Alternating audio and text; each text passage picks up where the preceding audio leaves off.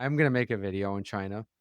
I wanted to, like, wait till the end to, like, give my own big analysis of whether it's socialist, capitalist. I wanted to start being as balanced as possible, but it's like, fuck, man. Looking at it, like, the degree of power workers have in China is, like, it's actually abysmal. Like, honestly, even, like, a neoliberal capitalist democracy, workers have more power.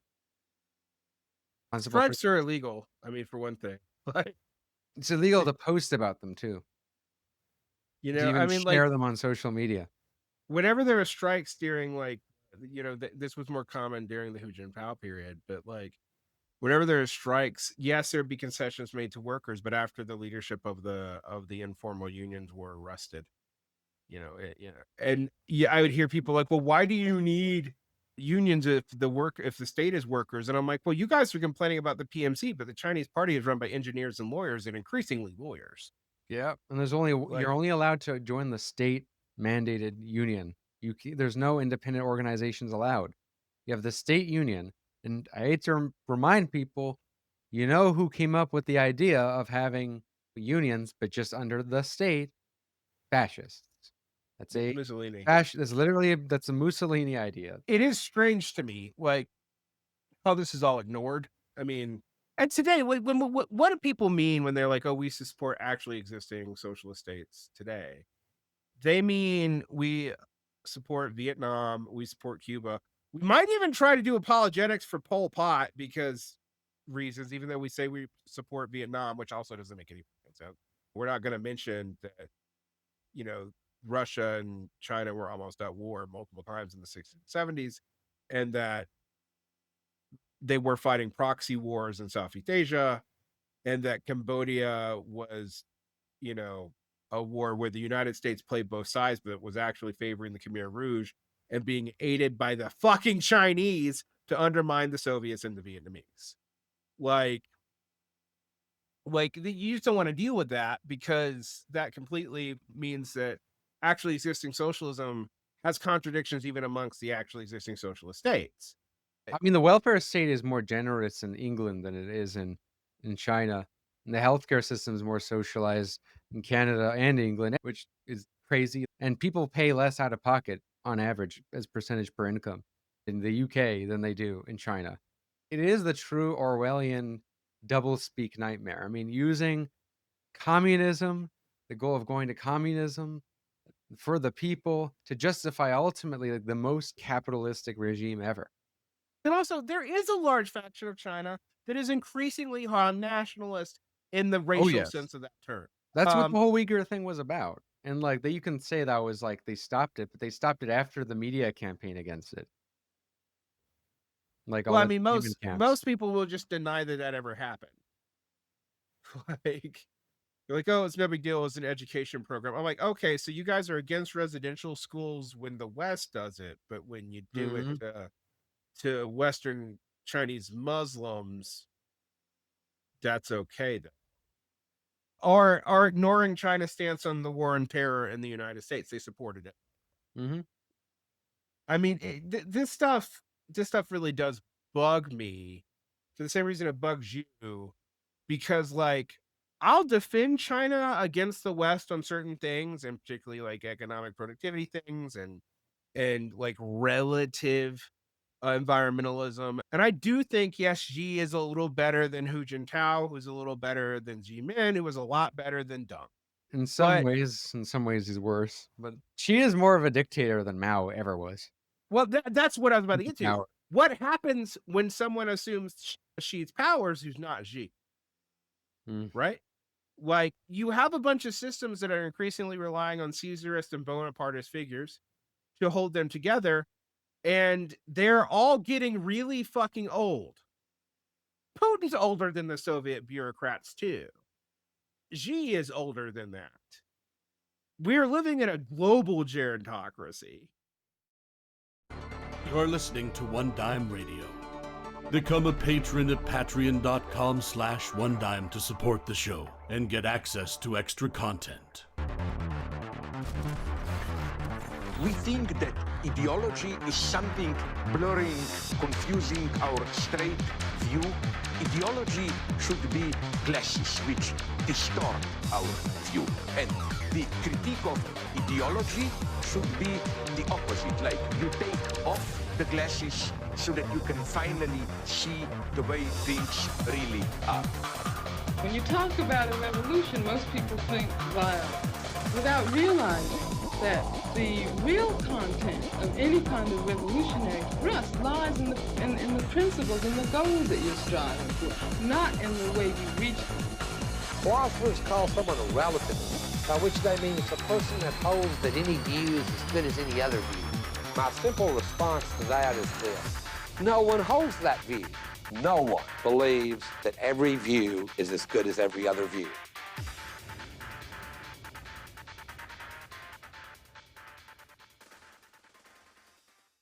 Welcome to One Dime Radio. Today I am here with one of my favorite regular guests, C. Derick Varn, and I'm having you on again. You know, I was gonna have you on again all the time just because I like talking to you. But we just had a political assassination happen that Yeah. everyone's talking about, which people will probably forget about in 2 weeks, given this news cycle. But it happened in your state, Yeah, it did. Utah. That's crazy. It Um, happened to county over up the street with more than 6 people that I have known either through younger siblings of friends or through teaching former students and whatnot. I had over 6 people I know there, not people I'm close to. I'm the wrong age for that. I'm in my 40s, but yeah, so this definitely affected me.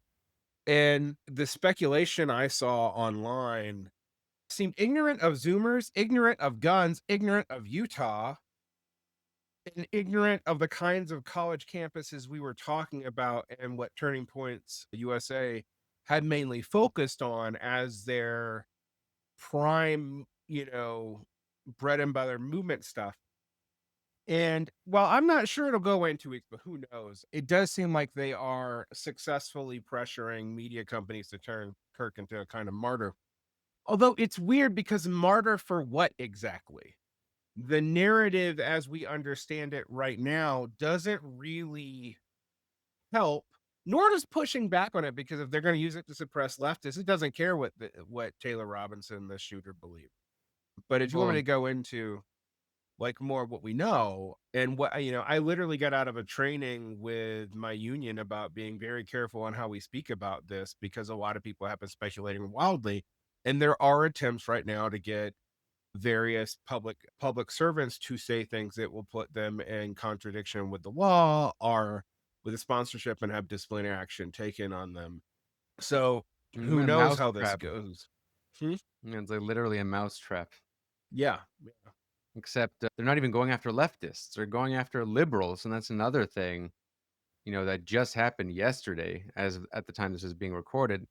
I mean, this surprised me. This really did. Like, there's a lot of stuff about the U.S. censorship state that doesn't surprise me, but I was genuinely baffled that they went and censored Jimmy Kimmel. Liberals, like the most milquetoast liberal media, for making a joke about Charlie Kirk or whatever.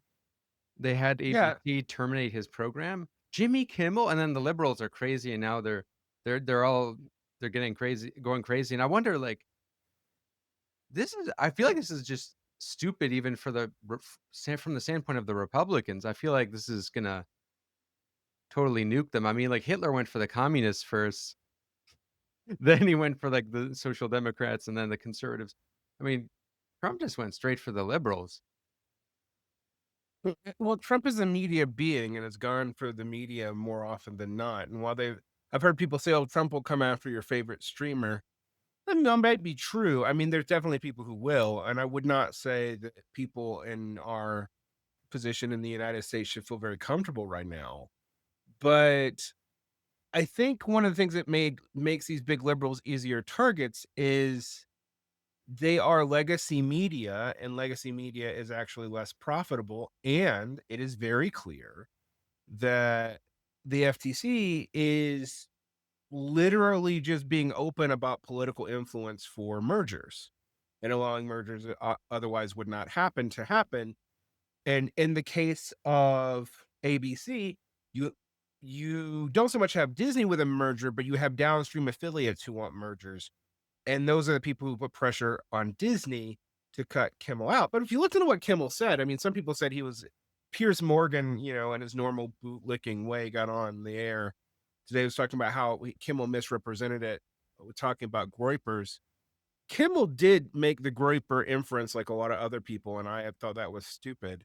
But he did say that what he said specifically was that the right was doing anything to make it seem like it wasn't one of them, which actually is true regardless of what else happened.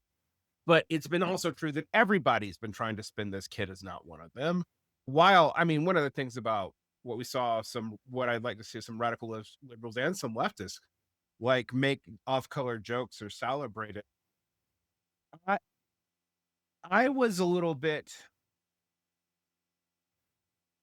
taken aback by the unwillingness to deal with the fact that, the Groyper speculations were based on very flimsy use of internet memes and very decontextualized. And frankly, for the first 48 hours, what I even saw more commonly than that was somehow that this was a Mossad hit. And I was really struggling with why the hell Mossad would have taken out Charlie Kirk, despite his differences with some key Zionist conservatives that have been publicized recently. Since he had been a Zionist supporter for a long time, but had been slightly moving away as other influencers like Candace Owens, Tucker Carlson, and the more extreme influencers who did not like Kirk, Fuentes, have moved far away. I mean, Fuentes was never a Zionist supporter. He's too much of an explicit anti-Semite for that. Yeah, I saw these clips of Kirk floating around about him, not only admitting that what was happening in Gaza is a ethnic cleansing, but also saying that he thinks it was October 7th was an inside job. And look, that is telling because I never saw these clips from leftists, which does go to show sometimes like how much we don't understand the appeal of other figures. Like I kind of thought Kirk was sort of a MAGA chud figure, just like a very like ordinary MAGA chud figure, like a Ben Shapiro type of guy. He has a different appeal. I think he also has a very Christian appeal. That's another thing. Like when I was revisiting some of his old clips, I saw like what he's really popular for is talking to young dudes about Christianity and women actually about Christianity. I think that's his bigger appeal. But the idea that like Masada would have taken him out and not like Tucker Carlson seems kind of absurd because Tucker has been on this for longer and far more explicitly. I mean, he had a Christian nun on his podcast. It's at the point where like relatives of mine who are full on leftists listen to Tucker Carlson just to hear what he has to say about Israel. I mean, it's fascinating to me because you have seen this doubling down from elements of the Trumpist on Zionism, which I was surprised about in some ways. I mean, because Trump also promised to bring peace there, but he's also promised ethnic cleansing. He's promised 1,000 different things on this issue, but he's been very clear on supporting basically the traditional right-wing lobby on Israel. But it's also very clear that his own nationalism has brought out conflicts there. And this has been completely misunderstood by a lot of more mainstream leftists. The paleo-conservative movement has wanted distancing from Israel for the entire time I've been alive. Pat Buchanan was not an Israel fan, famously. And Joe Sobran blamed the Jews for communism and saw Israel as an extension of that. Quite explicitly, it's why he got kicked out of the National Review back in the day. So the key old figures, paleoconservatism, that were a bridge between like the kind of America firstist mid-century stuff that you'll hear about, and then you don't hear anything about it until right before Trump or the alt-right or whatever. Those are the various, they have been around this entire time. They've had an influence on the paleo libertarian movement, the Von Mises caucus, which have just moved from libertarians to outright nationalists. I think they still call themselves libertarians for reasons that I don't understand, because some of their key figures, people that I used to personally know and used to call themselves Marxists, like Michael Rechenwald, have been openly pushing both anti-Semitic and anti-Muslim conspiracy theories. But also the commentary that I saw, I mean, you want to talk about the Mossad thing. It wasn't just absurd to me from a geopolitical statement. People were saying shit that indicates that they don't know anything about guns. For example, people are like, "Oh no, it'd be impossible to make that hit. And you would take a trained sniper to do that." The weapon used is not a sniper rifle; it is a high-powered hunting rifle that would be legal even in Canada if you had a license to use it. It's a one-shot bolt action with big rounds. It's a serious gun, but you would need, I think, between 20 and 40 hours of range time to be able to do that. Now, what people don't understand is Taylor Robinson is from Southern Utah. While he is from St. George, which is basically a tourist city, it's the only major city in Southern Utah. We know that not only were his family, upper middle class, and I'll get to that's even kind of interesting how they are, but LDS that we know from pictures that his mom took down from Facebook that they did gun frame material and that his family was highly conservative and he was probably highly conservative until fairly recently. His radicalization doesn't seem to have come from any group, but from a relationship to a trans roommate. And that's what we got.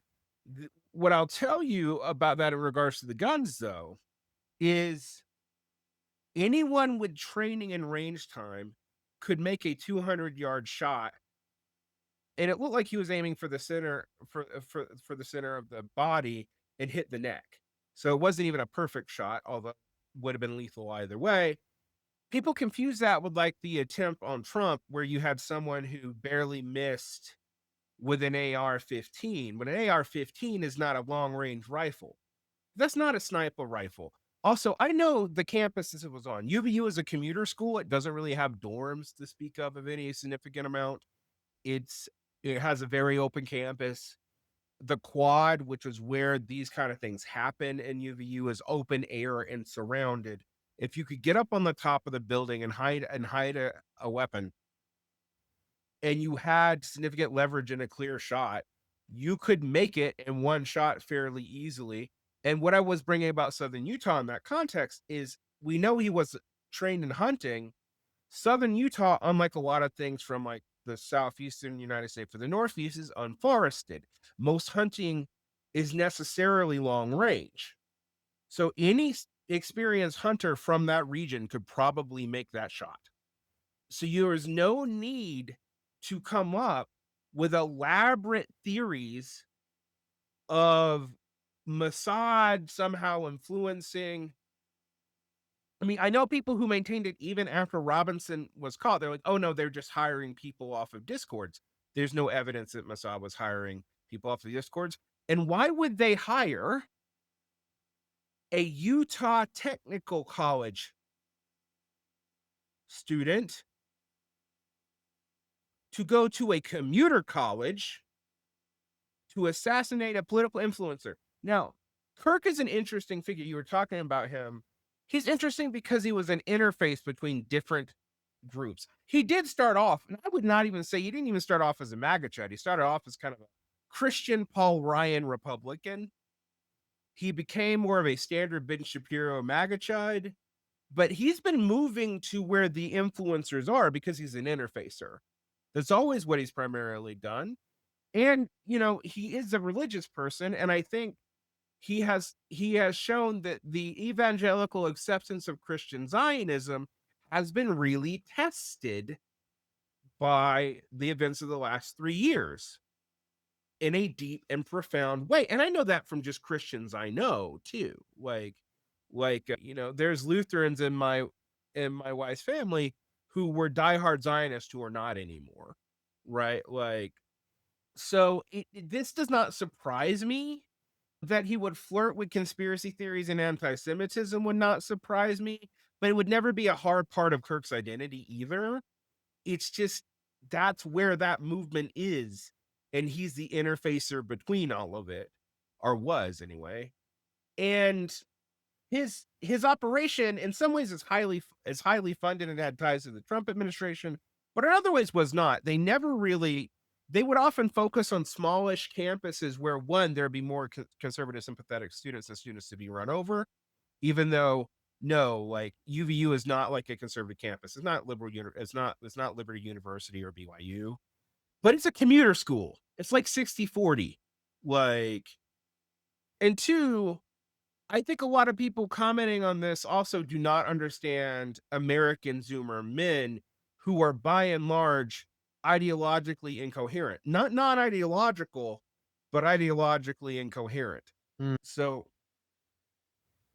when I ironically, even though there was like stuff breaking out about transgender ideology and no one really knew the profile, this kid doesn't really fit anyone's profile. We have no evidence of radicalizing professors.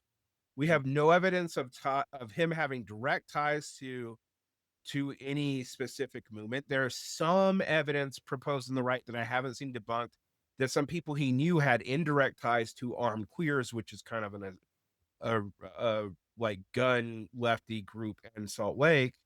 But again, no direct ties. He was not in Salt Lake. He was mostly in southern Utah. He went to USU, which is in northern Utah up in the mountains for a little bit, but largely he actually has not spent that much time in the urbanized center of the state. The other thing that I had is just like the idea that this was like some super woke liberal or some militant leftist. I was like, okay, so he's from South Utah, but Orem is a red city in a red county. Utah County is one of the reddest counties, and by red I mean in the United States, red's conservative. Utah County is one of the most conservative counties. It's urban, but it's super conservative. As Salt Lake attracted more urban professionals, Was it always that way? yes, but wasn't always urbanized. So it used to just be Provo, which was like a center of BYU. What happened is both a lot of liberals moved to Salt Lake City in the 90s and aughts, and the LDS population moved out into Utah County. And today, the cost of living in Salt Lake City has also pushed a lot of socially conservative, but fiscally kind of moderate or maybe even vaguely lefty immigrant families into Utah County because there's more family housing built there, where the housing built here in the more urban core is only for basically young couples or individuals. They're just building tons and tons and tons of luxury apartments with 2 bedrooms in a state that actually does have a lot of people with a lot of children. This is not like the rest of the country. The birth rate here is still above replacement value without immigration in Utah.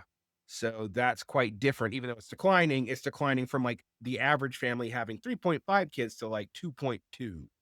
That tells you something right there about the causes of birth rate decline. I mean, you mentioned two things, Mhm. factors. You said there's more social affordable housing and more social conservatism. And Yeah. Go ahead. Yeah. Yeah. I mean, Well, I that mean, kind of is like the key to the birth rate thing. But like, what's funny is a lot of the MAGA chuds usually just emphasize one of them. It's only the conservatism. yeah, they're not looking at like the housing influences, and the reason is, there's housing booms in both areas, but the housing boom in Salt Lake County is specifically for LDS, even though it's a lot of Catholics and stuff moving into the Catholics and Muslims moving into them now. But Robinson, so I mentioned his family. I will say his family is upper middle class, but not from the background you'd expect. And this again would help you to understand Utah. His parents are both conservative public servants. There's, far as far as we can tell, every public statement says they were all Trump voters. They're MAGA people of the kind of standard Republican variety. His father is a veteran sheriff. His mom is some kind of public servant, but they have a $600,000 house. And one thing you have to remember is land is at a premium in Utah because half the state is either government land or uninhabitable. So everything is expensive. Like in most US states, I mean, this is not so much true in Canada, but in most US states, there's actually high variability between regions on the cost of living. In Utah, that is not true. Rural Utah is almost as expensive as urban Utah.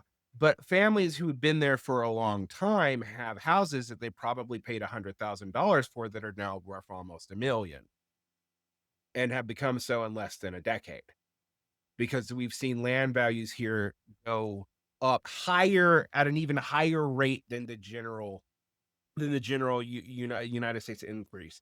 So, for example, when I got divorced, I gave up a house that was worth $200,000, but it's because we had like no equity in it. But that house today, 5 years later, is worth $650,000. So it tripled in value in less than a decade. So that's what you're dealing with here. So you also have a lot of people who come from money who are newish money. So their values do not necessarily reflect what you might consider upper class PMC values.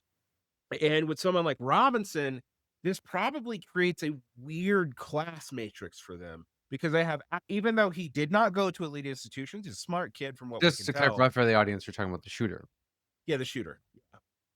For someone like Taylor Robinson, the shooter, he was going to commuter schools, community colleges. He spent 1 year at USU, which is a research institution, but it's not the hub of the state. The state hub is University of Utah. So you have a smart kid who comes from a relative amount of money, but does not have the social capital to navigate liberal institutions, and also probably doesn't entirely understand all the social codes of upper middle class liberals because he's not really dealing with them. And so I would also venture that the first time he really came across a whole lot of out open queer people would probably be in college, which is not something like if you're in New York City, or even if you're in Salt Lake in a rich neighborhood, you meet trans people in middle school. But that is not true in Southern Utah. And so you add to this seems like a young a young man who was beginning to understand his sexuality, had a relationship with a trans roommate from what we can tell from what has been released, was in discords and was in highly online communities and doing things that we associate with accelerationists. We've had a spray of accelerationist random killing attempts that were done by people who carved stuff into bullets. That's what, while Mangione did that, the accelerationists have also done that. And a lot of these kids, if they had an ideology, it would be more aligned to just straight up nihilism than it would be even Groyperism or anything like that. And But what I did don't he see carve into evidence. what did he carve into the bullets again? For the Kirk He shooter? Bella Ciao, which is an Thank you. anti-fascist, but he seems to have gotten it from a video game. Uh, he carved in memes from Helldiver. He carved in a woo woo, the furry reference, the furry meme. Most of the memes are a little old, if you know meme world, actually, but they're memes that you actually I see don't know both that last one. a woo woo. No. Yeah. He was disguised as a Um, furry? no, there's no evidence he was a furry. He was fucking with people. And we've seen a lot more of these kinds of I think the other one is like Catch This Fascist, which is a Helldiver video game meme where you are Yeah, I know of that. playing. Yeah. So you had a mixture of messaging that was kind of anti-fascist but also we have seen Groypers and other people use similar things, ironically, although Catch This Fascist is not something I'd ever see them using. And nobody who I've listened to as a specialist on that has said they've ever used it. What struck me about this is in a different context, we would say this was a personally motivated ideological killing. So this is, Robinson's relationship to his trans roommate seems to be what drove it. There's no ties to explicit groups or anything like that. Now, I bring all this up. There's some other weirdnesses about this. There was a local malcontent who's a known factor, tried to claim that he did it. There's been a lot of FBI malfeasance. I mean, Kash Patel has even gotten shit from Steve Bannon on this. So this is not just a liberal or left wing thing. But we're also seeing, things that Trump has threatened for a while. Like Trump has said he was going to go after Kimball for a long time because he was down in the ratings, which he was. And it's very clear that these attacks are opportunistic entirely. I mean, like if you read the speech that Kimmel gave after the joke part of it, he even talks about how I he can't didn't get on. honestly, just 'cause I don't Yeah, watch any of these guys, like, they're uh not relevant yeah. anymore either, which is part of the issue, right? I suspect that's why Disney was so willing to do it, is this is getting rid of economic dead weight for them. I suspected that was true with Stephen Colbert too. I don't see these people being replaced. They're pretty big on Um, YouTube, though. that is true. They do make YouTube clips. I just don't know how much that is compared to the cost, because some of these True. comedians were commanding salaries that were quite higher than what anyone else could get. Right, yeah, Um, that's true. I find it hard to be profitable at all on YouTube, and I can't even imagine these people with all of those employees and high salaries. Yeah, when you think about it, yeah, I mean, how do they even make money? yeah, I do think which is not to say that this wasn't real censorship on Trump's part. Trump has been out for these people for a long time. What is happening is even despite, general sympathy to Charlie Kirk over right this, Trump's poll numbers are getting worse and worse and worse and worse. And the economic news keeps on coming in that's kind of dismal. And he's actively like promoting, like hiding economic facts. I mean, not just with the replacement of the head of the Bureau of Labor Statistics, but also with trying to see if the Federal Business Commission could like make it where we don't get quarterly filings for major corporations on earnings anymore. Things that would also destabilize the bond market, which would accelerate the decline of the S&P 500, which is basically only being held up by like two or three of the magnificent seven tech companies anyway. I mean, most of the stock growth right now is basically Nvidia and people building server farms for AI, while even the AI firms themselves aren't super profitable. So when we see this, I mean, this is in some ways something that Trump can capitalize on, but it could have been anything. I mean, the other thing that we have to like remember about that day is down in Evergreen, which is, two states over in Colorado and a suburb of Denver. There was another mass shooting by someone who was clearly a right wing kind, also with weird memes and all that tied to it, but in a more groper ish, although I don't think he was a groper either, scenario, killed, three school kids. And that would have been a big deal if the Charlie Kirk assassination hadn't happened on the same day, particularly because there have been several mass shootings in Evergreen. And it's down the street from the whole thing that started the liberal obsession with this off, Columbine. So, that's all in the same area. I mean, it's amazing how much these influencers and whatnot have, and media figures have like obscured other things going on in the news. Mahmoud Khalil got deported for supposedly misstating something on his green card application, clearly under duress from the administration on a judge to look into it because of political reasons. And I mean, the biggest thing is you had Pam Bondi going on air saying to enforce hate laws, and you had Donald Trump Jr. talking about consequence culture, not cancel culture, which are straight up reappropriations of woke talking points from 5 years ago.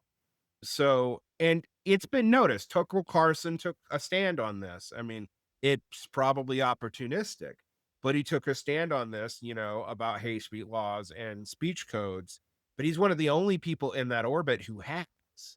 And so, and I know a lot of fairly extremely conservative people in my area who've come to me and they're kind of freaked out by the MAGA movement completely reversing course and all this stuff. So it's not that everyone's a hypocrite, but almost everyone in power is. So, I mean, it is wild because it's like on any day, you don't know where anyone's going to stand on anything anymore. But Well, there seems a lot of distraction also because you have the Supreme Court looks like it might be likely to block Trump's tariffs. yeah, See about that. And that's a pretty big blow for the Trump administration. It's also, like the ICE raids seem like kind of a desperate way for the Trump admin to make it seem like he's doing something, delivering on his promises. And I always felt that the liberal backlash to that and leftist kind of hysteria, frankly, to it actually played into it, made it seem like he was doing something, do you know? Because it's like, it's making it seem like, oh my God, people are just getting like, deported en masse. And then the base hears that and they're like, yeah. But in reality, it seems to me that like Trump is struggling to like actually deliver on this immigration problem because the whole thing was kind of a red herring because like a lot of the immigration so-called border crisis was dealt with already by like Obama and then kind of, Biden. And, to some extent, even George Bush, because to the extent to like, why is there even a border crisis? It's like, well, 90s, you had a kind of with globalization and free trade and all that. You got a lot of people trying to go to the United States illegally, and then that's why you get ICE created under Bush.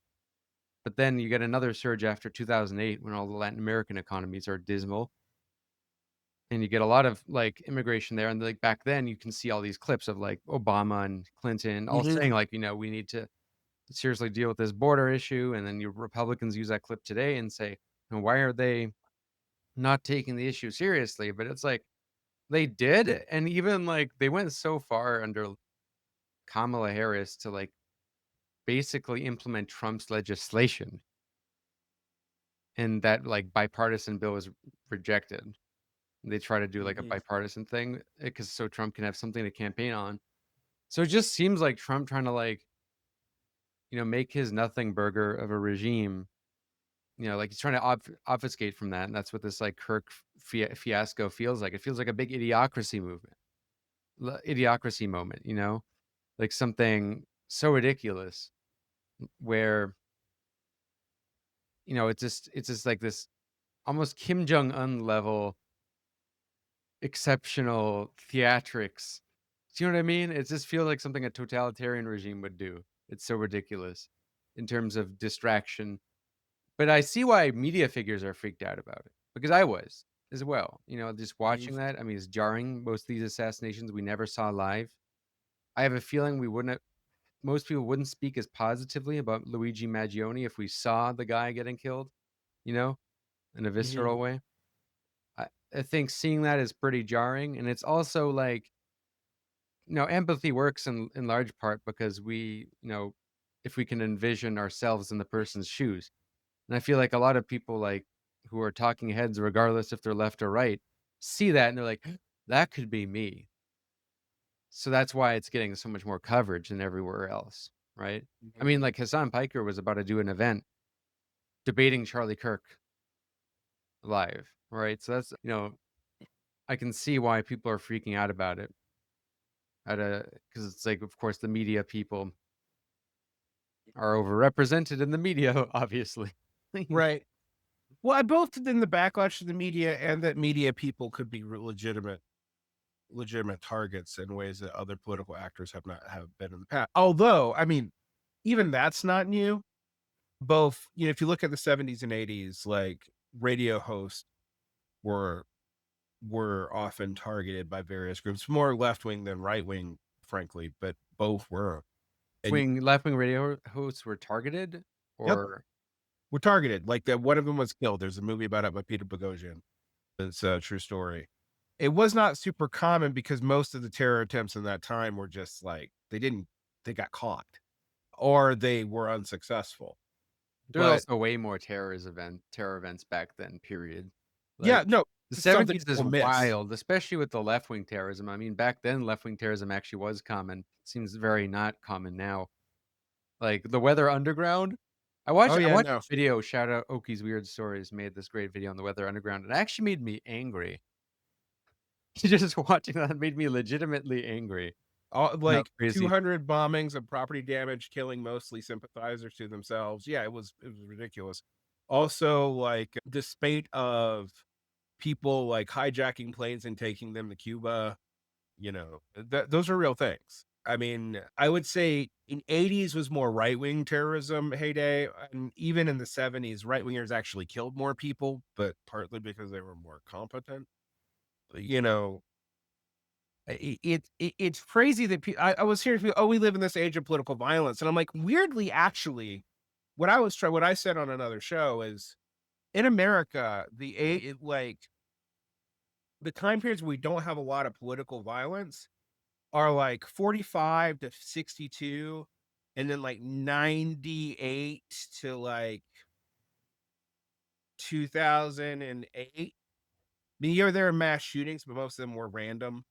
And a lot of that had to do with the context after 9/11. And like when I talked about like the feelings that people had about the state and government suppression 9/11, what people have to remember is George Bush after that event, even though he had a low 40s approval rating going into it, he had like an 83% approval rating coming out of it for about 2 years. I mean, it's actually amazing how much it dropped. But there was about a year where things felt like a fever dream.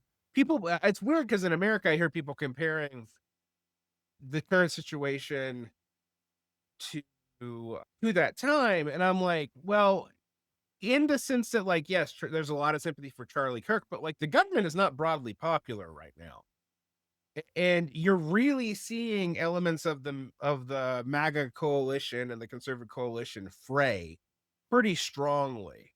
And while this Kirk thing and fighting a renewed leftist enemy and declaring Antifa a terrorist organization, even though they Oh, can't yeah. name which There's that too. organization they're talking about. Yeah, I just Uh, forgot about that. That's pretty crazy. Make any sense. I don't know, man. I mean, I've like usually declare It's not an something a terrorist organization. organization. You have to actually have an organization you're declaring a terrorist organization. But it's Boebert though tried to pass a law to do that, and it didn't get through because it was too vague. And while I do think Trump is something new and like a real sign of the degeneration of the American state, I will also say almost everything he's doing is rooted in stuff that was empowered by Clinton or George Bush, or even, in some cases like his overuse of tariff powers and extension of powers that FDR got. Although again, those are limited to wartime. It was much more narrow in scope. But Nixon had tried to do something with that too, but Trump has like done it massively and frankly incompetently, and like no one can figure out exactly what is going on. So what confuses me when he's trying to ban okay, so when he's pressuring ABC to ban Kimmel's show and also declaring Antifa a terrorist organization, does he does like can he on what legal basis is he doing that without getting that through the court? Because I don't see how the court would possibly allow that because like in the past, I'm thinking of times where freedom of speech was curtailed in America. It's usually been like executive orders in wartime, like Wilson using espionage acts against Jebs, Mhm. or to some extent Going after Greenpeace people are like Greenpeace people in ALF, or the biggest one I think historically that actually like was a suspension of habeas corpus for a little while under Lincoln. was Lincoln was Lincoln during the Civil War. But those are wartime powers, and Yeah, what we've seen the Trump administration try to do is claim that they have wartime powers because immigration is an invasion.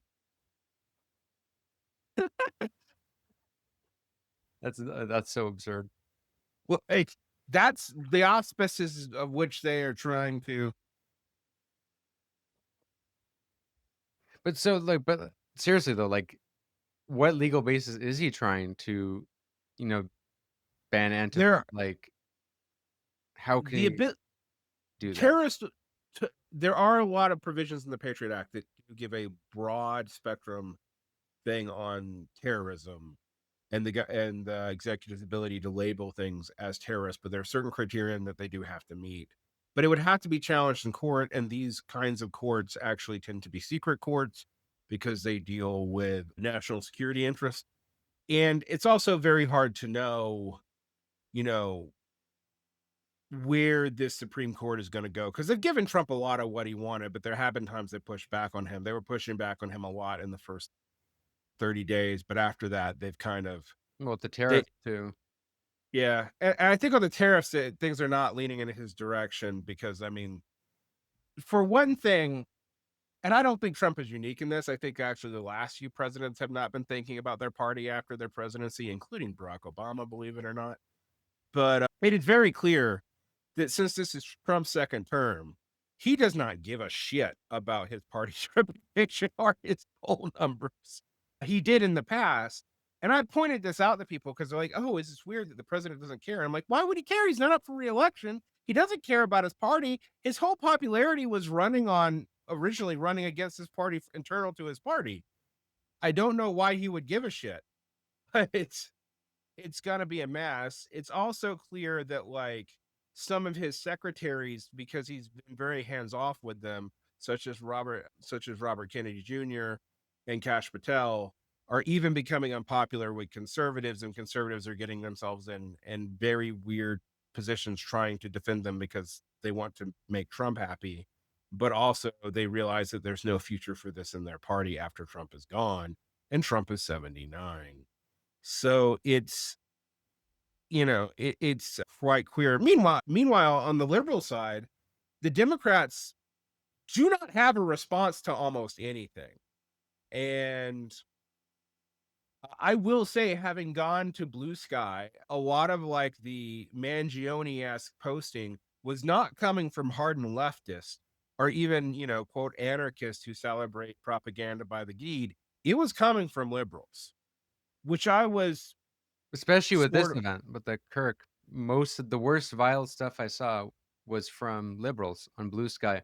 I would see the occasional anarchist here and there on X say something very idiotic, like comparing killing Kirk to like resisting Nazi Germany, some absurd stuff like that. But honestly, it was really like the worst stuff I saw was liberals dunking on Kirk for like basically being shot while advocating against gun control.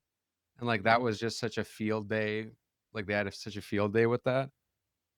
Have Mm. they, even the squad had no response to it? Like, like AOC started talking about gun control. And again, if you know anything about guns, there is no gun law I've ever seen proposed by Democrats that has contained anything that would stop a high powered single bolt action full bore hunting rifle. Right. They only said Like, they only like, the most Obama tried was the background checks, Mhm. which and, I support and, that because, like, I think in Canada, Trudeau went way too far banning all Mhm. assault rifles, that's 'cause I have still a classical Republican values in that, like, libertarian, Mhm. belief in the citizens militia, yada, yada. But, like, come on, back you have a driver's license. How do you not have, like, gun licenses? In Canada, we have gun licenses, and even back when we did have assault rifles, we had gun licenses. It's just a little wild that people on the right they'll say, like, being trans is mental illness, but they won't advocate for, like and when, like, there was that trans shooter recently, who probably was actually like, mentally ill. I mean, yeah, most of these shooters are mentally ill. The response was to ban trans and not to, like, Yeah. even regulate guns, No, it's to like, use red for not flag laws ends to of people with ban mental illness. trans rights. Yeah. It was, Insane. and I mean, in the language they use, like you had a government secretary saying we want to ban slur rights. We're not even talking about this in terms of mental illness, which also was a big red flag to the Supreme Court that they wouldn't be able to justify it. I mean, you're talking about it like you're talking about carving out categories of people willy nilly for exemptions to the Second Amendment. And I mean, there's a certain amount of hypocrisy that we've all seen from these people, but I think that one would be hard for even the Supreme Court to take. So it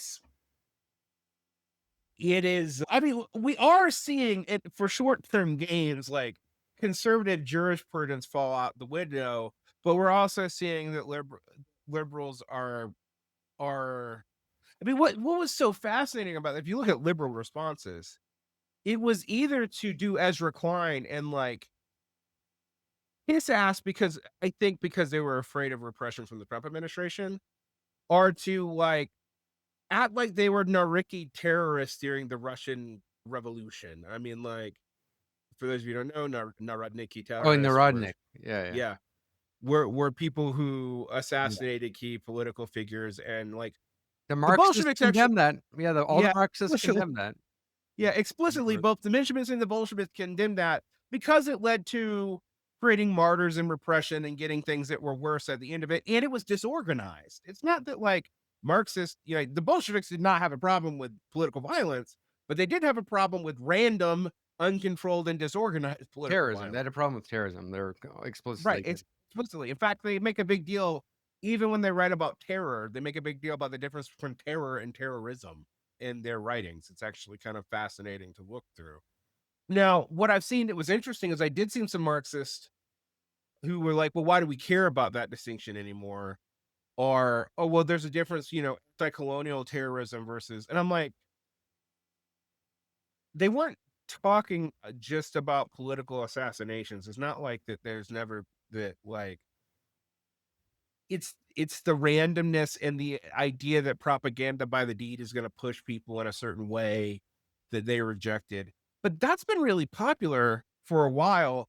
We've seen some of it in some Marxist circles and some Marxist Leninist circles, particularly around people celebrating Luigi Mangione. But it really came to a head in liberal circles, like you said, this last time. Now, I did I was I had a mild disagreement with my friend Ben Burgess about this, even though I mostly liked his article, where he was like, "Oh, these jokes and these off-color jokes are gonna seem cruel and lead to more repression," and I was like, "The repression's gonna come either way." Like, if it like it's probably not a good thing to do, but well, at least you shield yourself from being a target. right. Well, that's actually to some degree, yeah, maybe. But what my whole thing about this has Also, regardless of that, don't you wanna, like, win over some of their base? I don't know, it's kind of a dumb idea to, like well, here's the thing.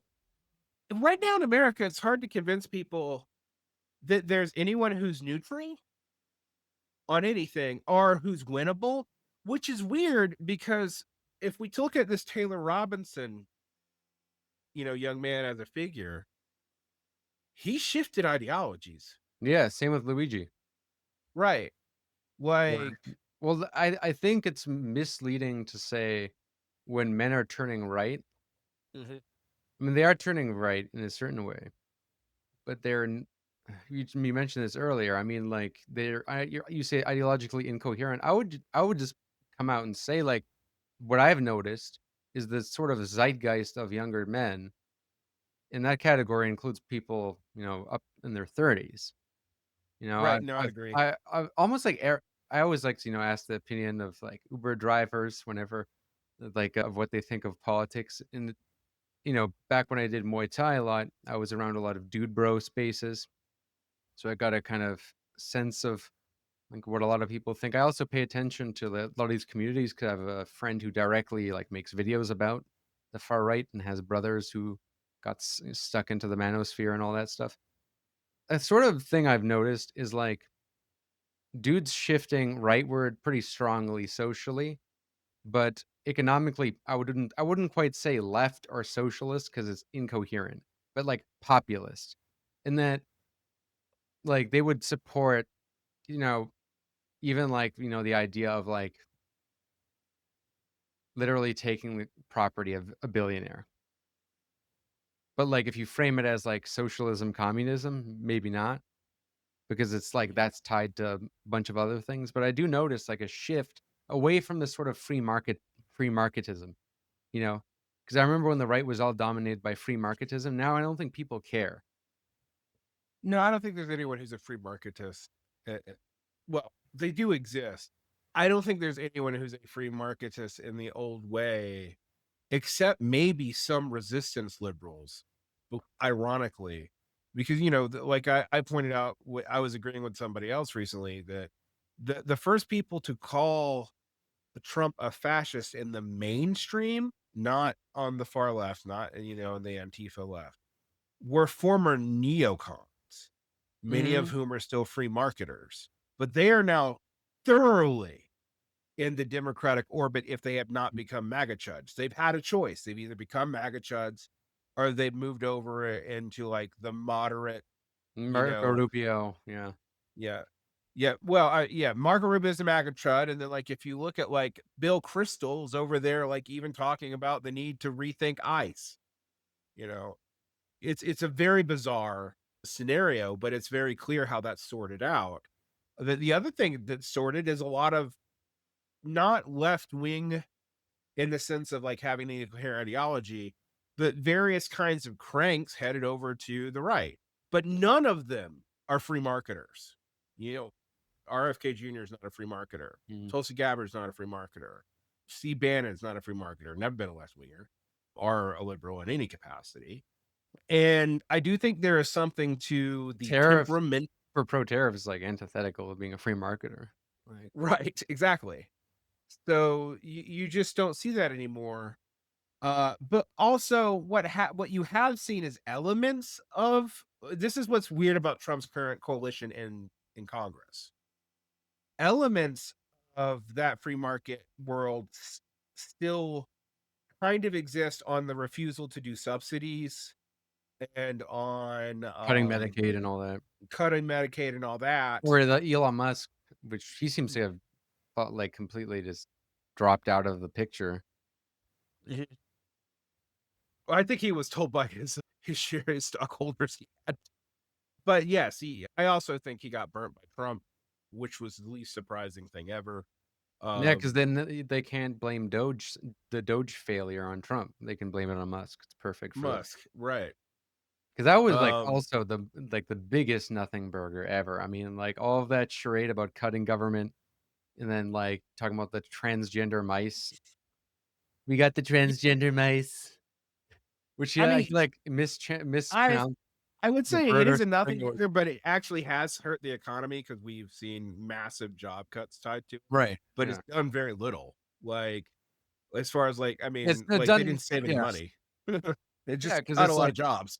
well, I mean, also just the idea of, like, balancing the budget itself is terrible. I mean, Stupid. that intensified the dot-com bubble when Clinton did that. That pretty much made Right. the dot-com bubble very hard to recover from because, you eliminate money from the economy. I mean, when the stocks collapse, there's less money to buy it up. It's pretty simple, you know?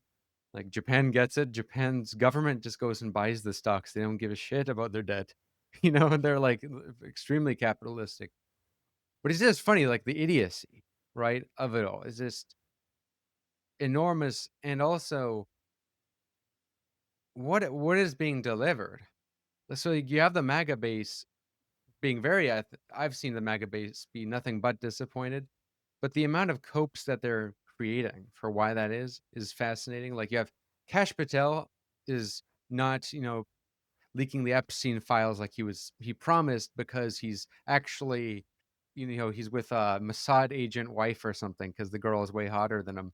How could he possibly get a girl like that? She must be a Mossad agent. And honestly, kind of believable, to be honest. Like, you just look at, like, the nature of the Trump regime and their ties. But that aside, is the copes are all external. It's like Israel controlling Trump, and it's like, Mhm. sure, but honestly, I see way more evidence of, like, Israel controlling the Democrats. With the Republicans, a lot of it's kind of voluntary with the pro-Israel stuff, like all the evangelicals.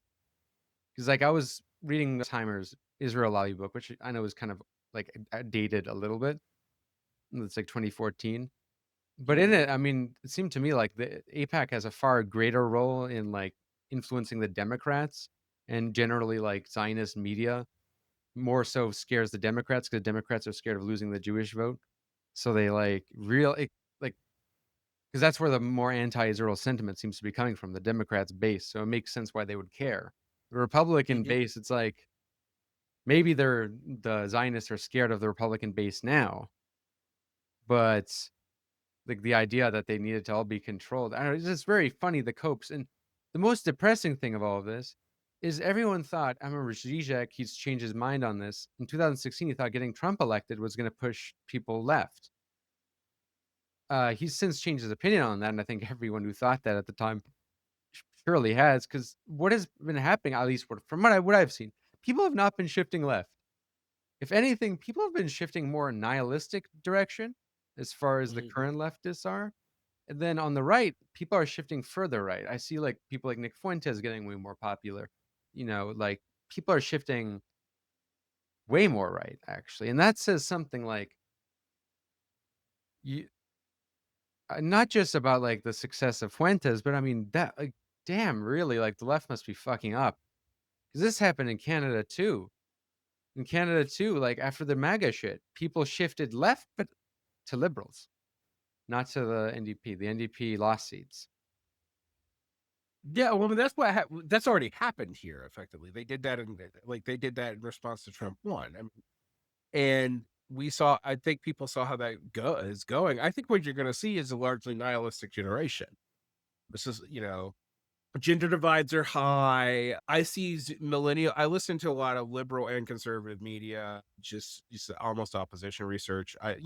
And one thing I can tell you, like liberals right now are like making fun of the male loneliness crisis, but they're like millennials, and I'm just like, that's not going to go over well for you with a bunch of young men, like who were fairly sympathetic to you not that long ago. Yes, there are major age and gender differences in that generation more than others in the past, but also there's a whole lot of changes in social norms. Like we talked about this the other day, or well, we talked about sexual norms in the lap, but I was like, well, now you have people celebrating Zoomer women dating millennial men for social value reasons, which is, completely antithetical to what the past decade of discourse about age gaps. And, the one thing I've talked to people about the hypocrisy in America is like all the major parties and the major ideological talking points are basically in hyper cope mode, right? And that is just black peeling the shit out of people. Yes, I mean, there are some hints that like people are being attracted to the far left a little bit because the DSA is growing again and the DSA's rhetoric has become more militant. But by a little bit, I mean like 1 or 2%, or actually not even like like really like 0.2% of the population.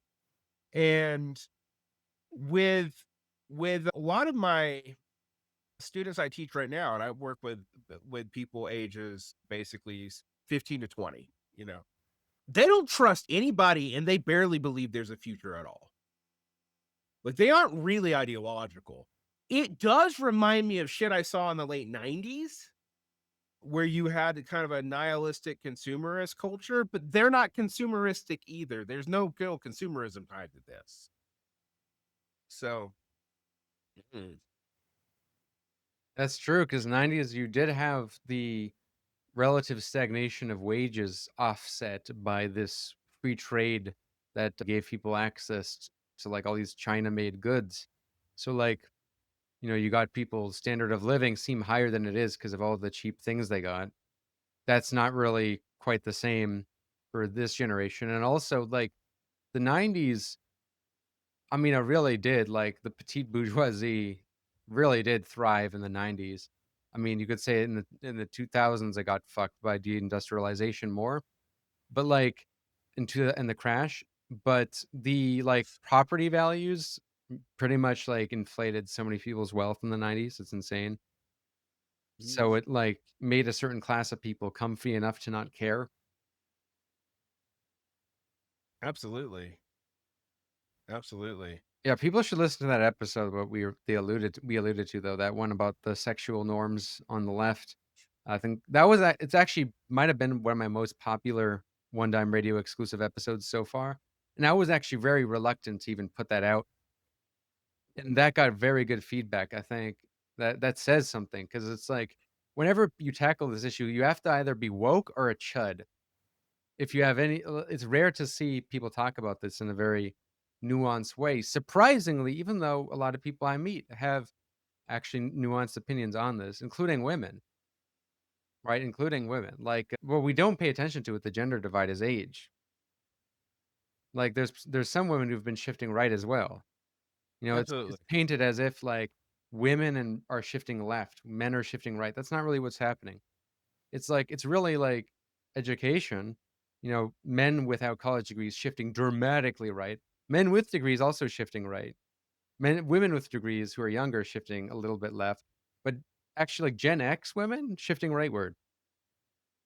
It's an interesting sort of dynamic I've seen. I mean, you alluded to this earlier about socialization. There's like two different kind of conservatisms I've noticed with like this new zeitgeist of the revival of conservatism, I guess.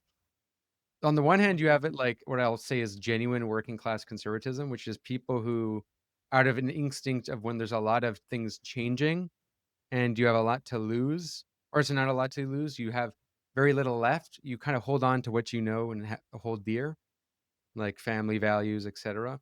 There's that kind of like working class conservatism, I think, is very deep rooted. And then there's this kind of like fallen professional or desocialized PMC conservatism.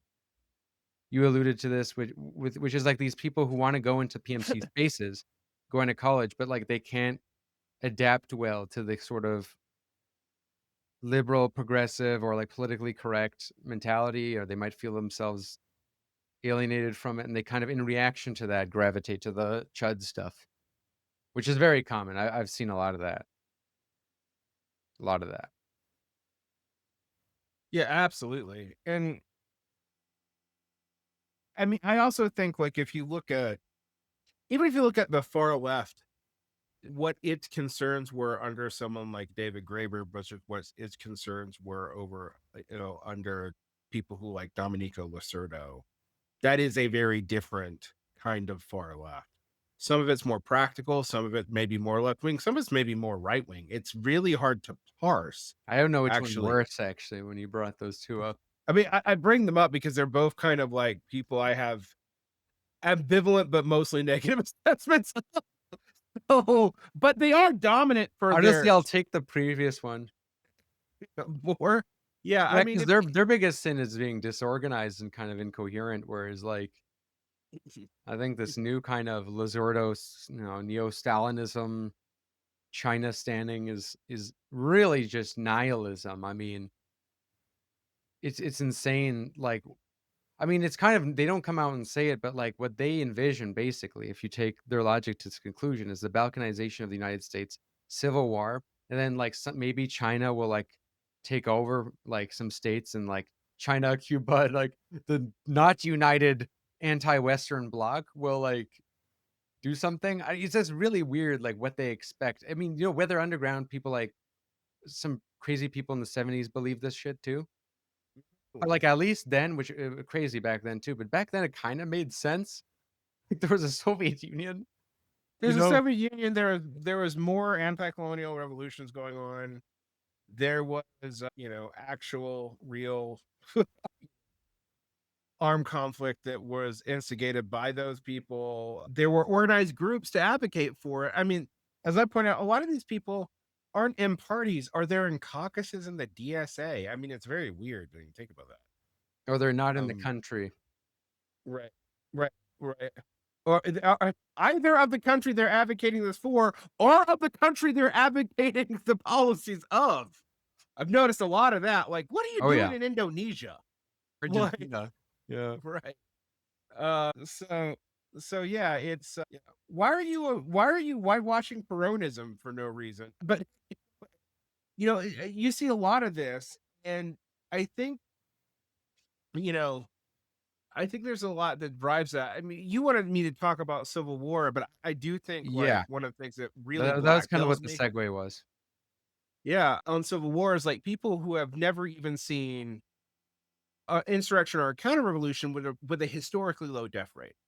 Like I lived through the Seder Sinaloa cartel war, which had political elements to it, particularly in areas like Michoacan, where there was actually probably we should have referred to some of those cartel wars, like between the Templar cartel, the Federales, and the autodefensas of the various indigenous groups. That should have been considered a regional civil war.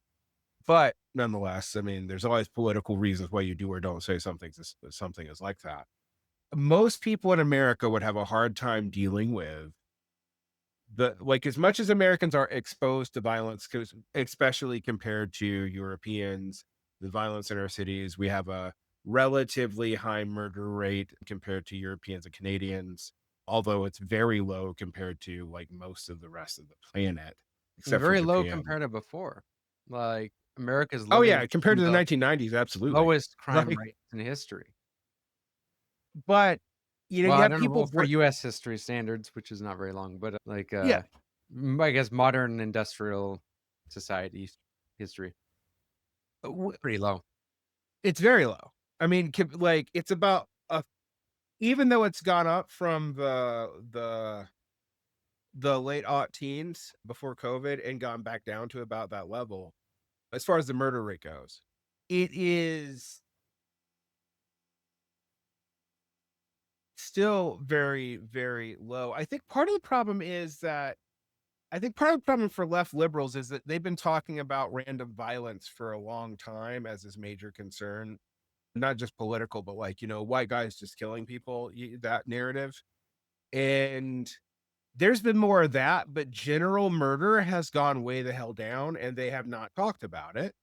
And then I mean, I remember when I was talking about rising and lowering crime rates and how I did this whole episode where I went through the crime rates in different decades and talked about how you compare them and blah, blah, blah, and how they were decided, who got that. And, I said this on Mastodon, not Blue Sky, but Mastodon's somehow even more liberal if you're in the I've wrong. never been Then on that. yeah, don't. I got off immediately. I got told mentioning crime was racist and that I was somehow a secret right nationalist. And I was just like, okay, I don't know how to speak to you. Because my point was also that like violent crime has gone up in a couple of regions.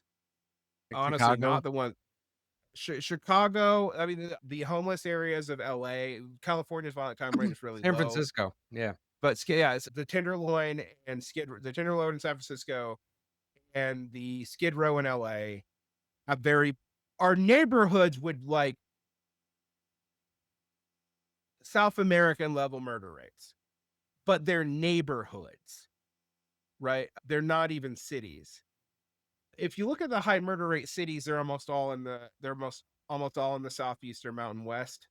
That's going to be St. Louis, New Orleans, Jackson, Mississippi, parts of Ohio.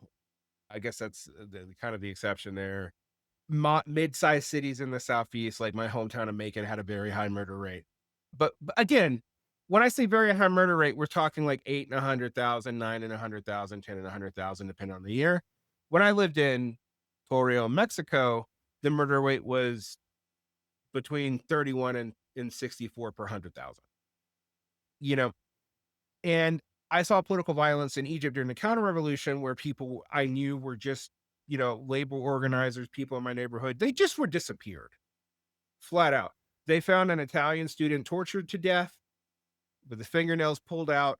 And I also remember saying to people, I've said this before, if you guys believed that we were in that phase of an authoritarian takeover, you would not be fucking posting. You would be dead if you did. When I lived in Egypt, even as a relatively privileged person, I did not post about Egyptian politics. I did not do podcasts about Egyptian politics, except to maybe tell people things that surprised them. Like, for example, Obama was broadly hated by all sides in Egypt because he was seen as kind of a con artist, traitor, and an elite who spoke a good game about the Arab world but threw them under the bus. there's this legendary clip of an Egyptian woman. I'm sure you've seen it if you lived in Mhm. Egypt. Shut up your mouth, Obama. Shut up your mouth, Yes. Obama. It's like a Yeah. popular joke in the Arab world. Yep. I still And love. I mean, Obama was fairly popular in Egypt in like 2009, but when I was there in 2018, he was kind of, I mean, 2016, 2017, he was hated. And I would bring up stuff like that, but I wouldn't talk about like Al-Sisi's politics or what happened to the Brotherhood or even things like the refugee crises or the incoherences on public statements about Palestine. I wouldn't say a word about that because it might get my ass in real trouble. This is where I learned in Mexico too, because when I went to Mexico in Monterrey, I was surprised by the willingness and the kind of prudence of a lot of even like communist sympathizing, some full on communists who are willing to like work with Morena, the dominant party, Mhm. and to the extent to which they were like low key and made themselves seem very sane in how they conducted themselves. And I said, like, why does it seem like the Mexican radical left is more sane? You know, because I always hear, like, if you have a reformist elected, like, in the case of, like, a left liberal, Shane Baum and her predecessor, AMLO, that he would kind of tank the left, but it doesn't seem the case. In Mexico, the left is, like, seems to be growing, and the right is in the state the left's in America. The right is actually very PMC-ified and out of touch in Hmm. Mexico. And one thing they said is, well, like, we're careful about what we say because back in the PRI days, you get shot. Yeah. I Like, mean, you would just die. I mean, like, and with that both the yeah, with both the PAN and the PRI, mean, I'll give you an example of that. And when I was in Mexico in 2014, 2015, they were looking for a bunch of students who disappeared during the teachers' protest in Oaxaca. And they went digging, a local PRI governor had sent the cartels after somebody, and they kept on finding mass graves. The thing is, they did eventually find that group of kids, but they also found about 9 more mass graves of unidentified people. So when I bring this up, you know, there's this way in which people don't want to deal with the fact that if you talk about an insurrectionary civil war, you have to admit that you're not just getting rid of the people you dislike. You're going to have to, I don't know. Let's be very realistic. If you even study something like the French Resistance, you might have to put a bullet in the chest of your comrade who you think is a good person, not because they're betraying you, but because if you don't, they're going to be tortured until they talk.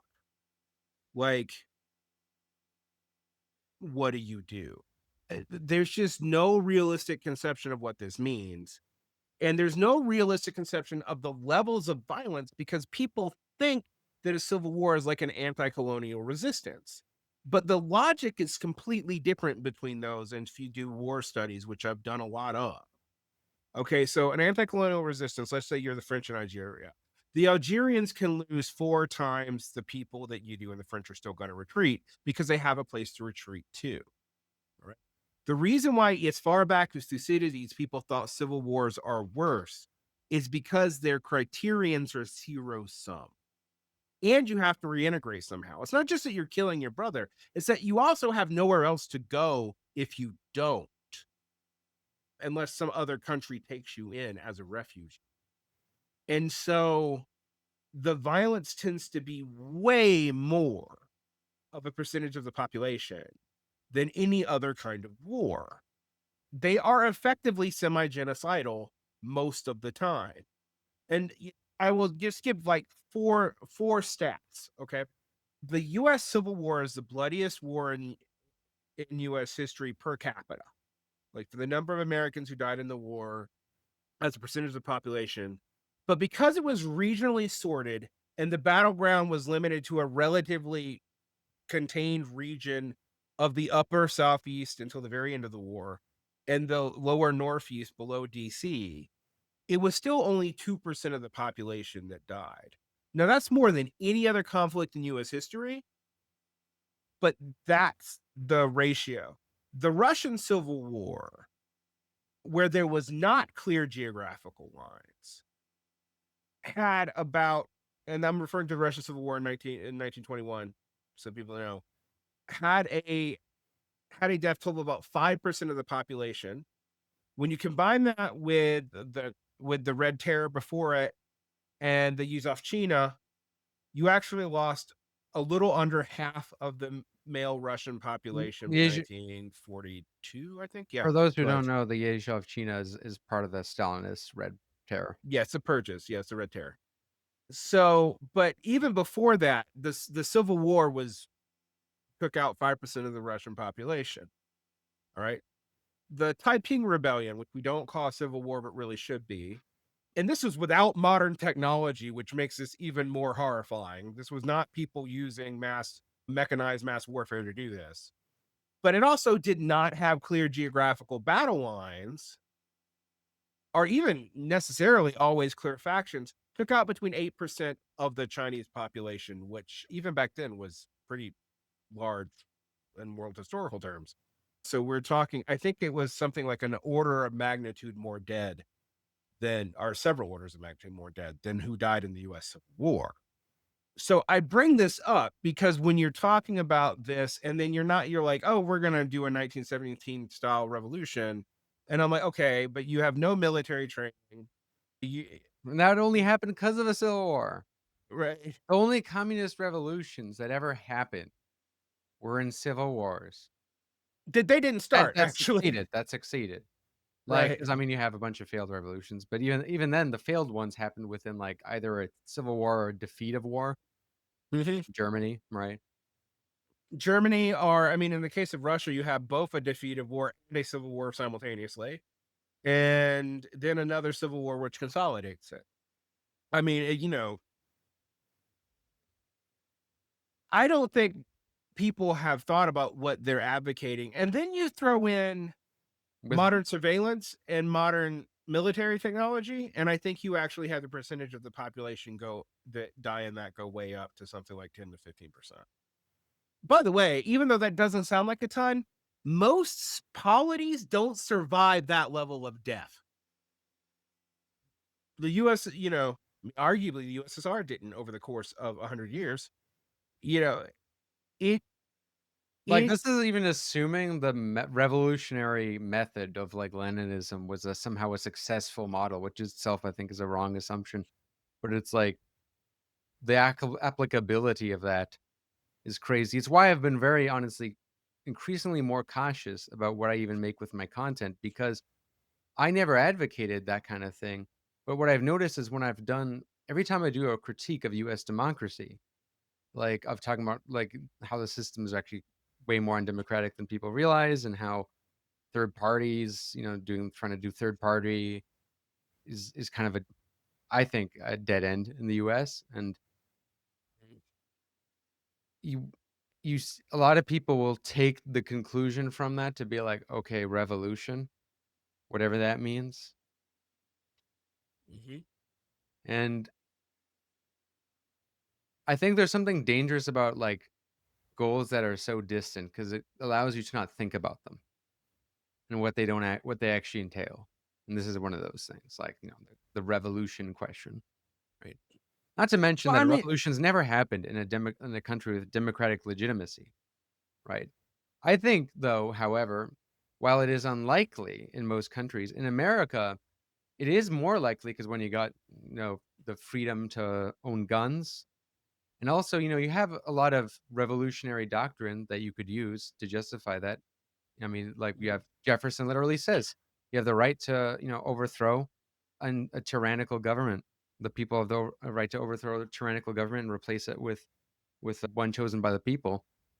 I mean, like, you have that in their doctrine, left's too stupid to use that. The thing is I don't think anyone should use that because what would happen in any kind of civil war, revolutionary situation is the left would get slaughtered. Best case, honestly, I thought that movie in the Civil War movie that came out, which I wanna get your view on as well, that people are talking about, you know, painted a semi like, it was very unrealistic, but a semi-realistic scenario in that if they kind of implied that it was the far right who was instigating the Civil War, and that it was, mhm. like, these kinda liberal centrists under the military who basically ended up fighting and defeating it and restoring order finally at the end.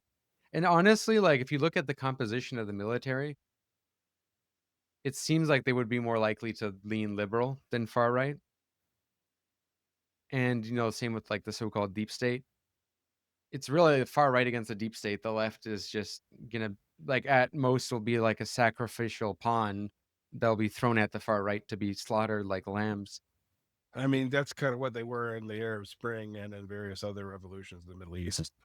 Like, and if they didn't get slaughtered, then they got arrested and jailed and executed later on. The The Iranian Revolution comes to mind there. Yep. The the issue that I think you see here is like, yeah, I mean, I like Civil War. I think it was deliberately vague by making Texas and Florida the home of this interest. Weirdly, Texas, Florida, and California somehow all being together. That's what it was. And that was because something interesting about that movie, right?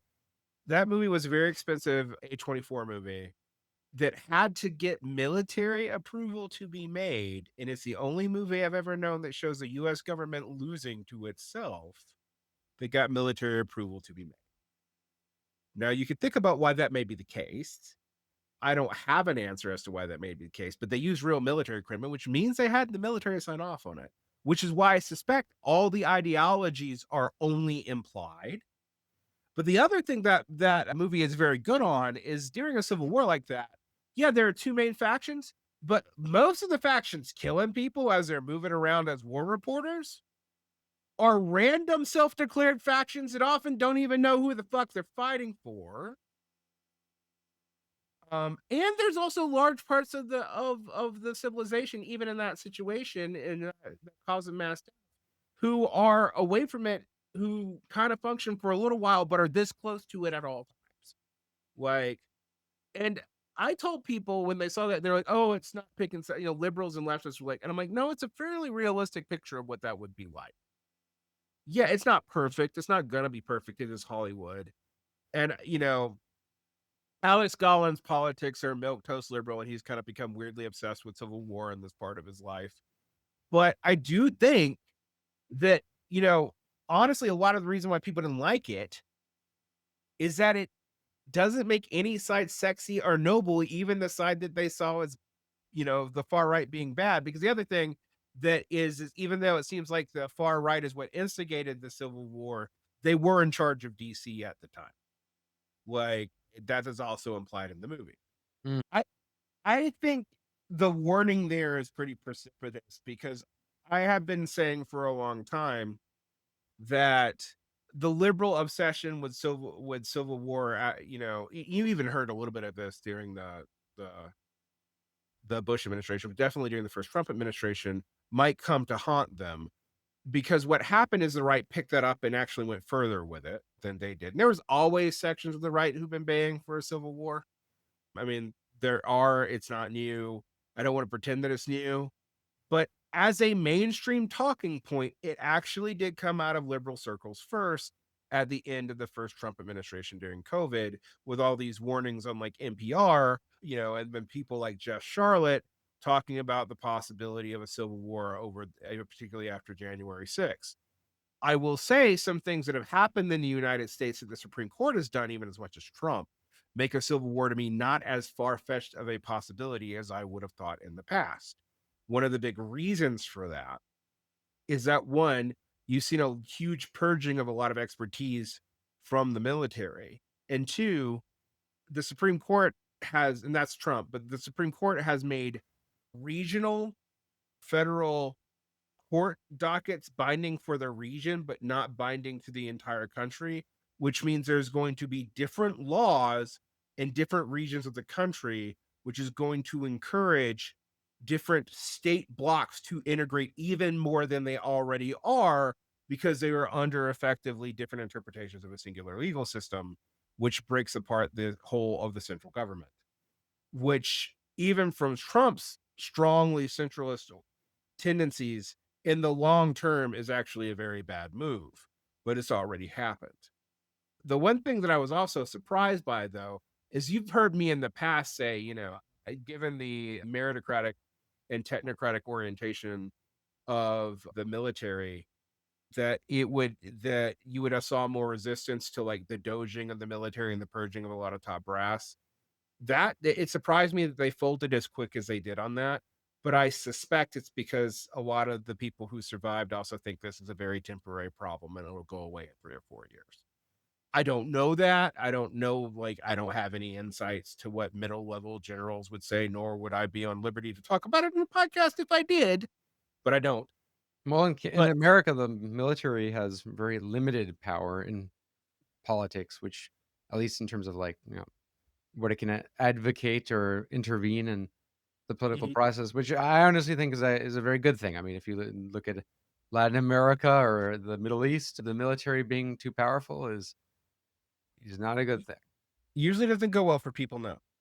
So yeah, I think that there's just a lot of unrealistic talk about what civil war means. If there would be a revolution in the United States, it would historically be like most revolutions and be internal to the government itself. If you think about most revolutions that are not super bloody, Ex- that don't degenerate into civil wars or come from them, that is how they operate, which does, mean that, like, I do think, for example, people in the United States should be pushing for major constitutional reforms, et cetera, et cetera, et cetera. I'm sure there would be violence in response to that. I'm like actually certain there would be violence in response to that. But you really do not want a Clausewitzian civil war in a modern state with modern weapons, and particularly with one side having so little understanding of modern warfare.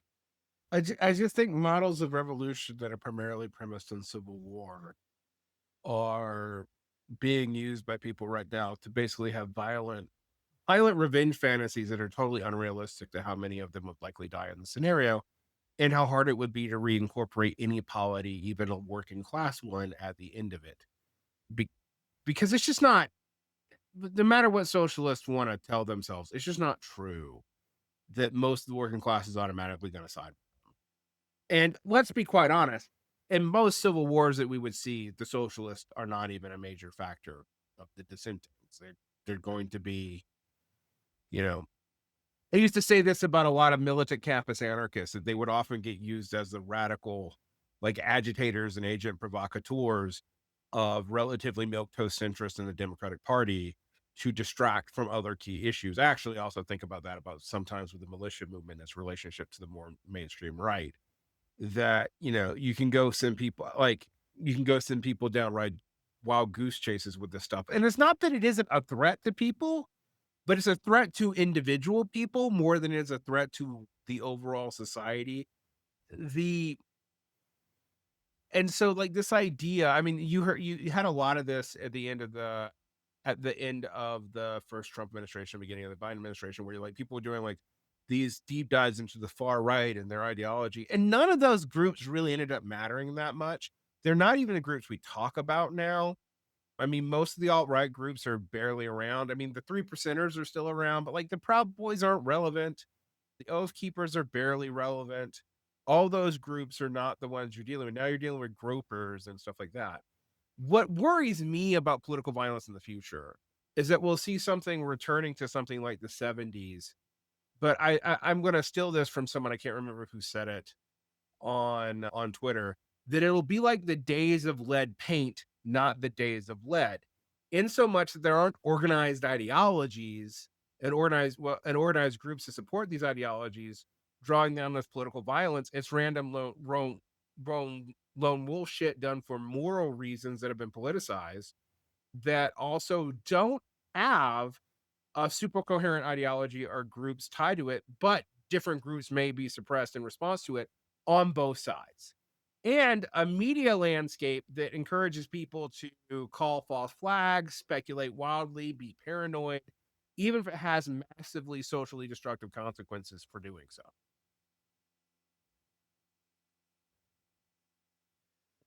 So, how likely do you think civil war actually is in like the long term?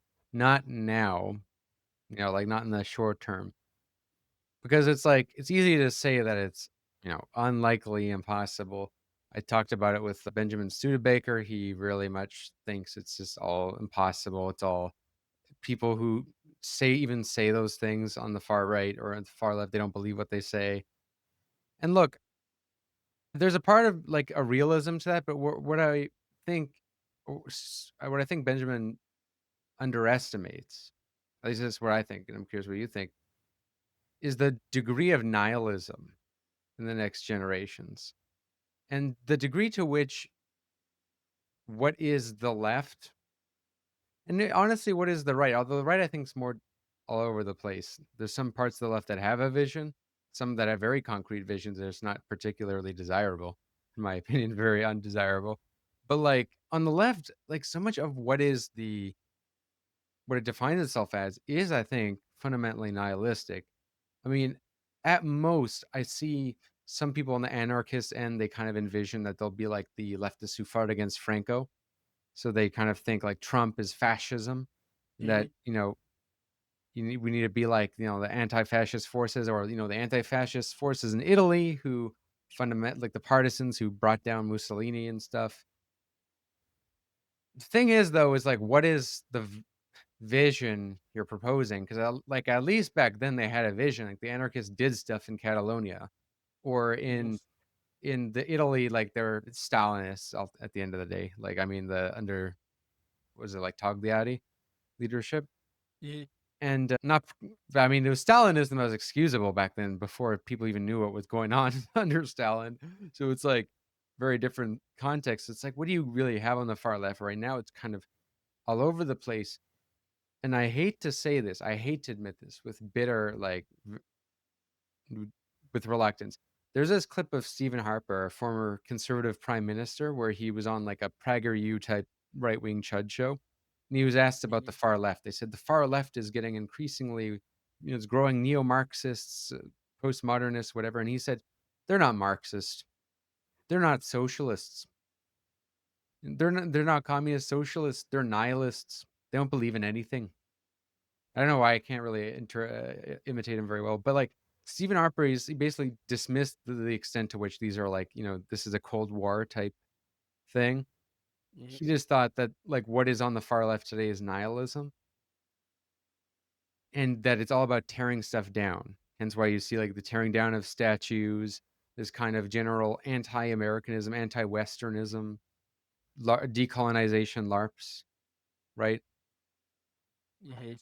And I hate to say it, but like that is a lot of what I see. And it's part of what has made me more and more nihilistic about the far left, because originally I started off as a kind of radical social democrat of sorts, and then I flirted with parts of the far left out of due to what I saw as lacking in the social democratic left, mainly especially in America, which was being tied too much to the Democrats, being tailing liberal ideology way too much, not Mhm. just socially but politically in terms of like uncritical view of institutions.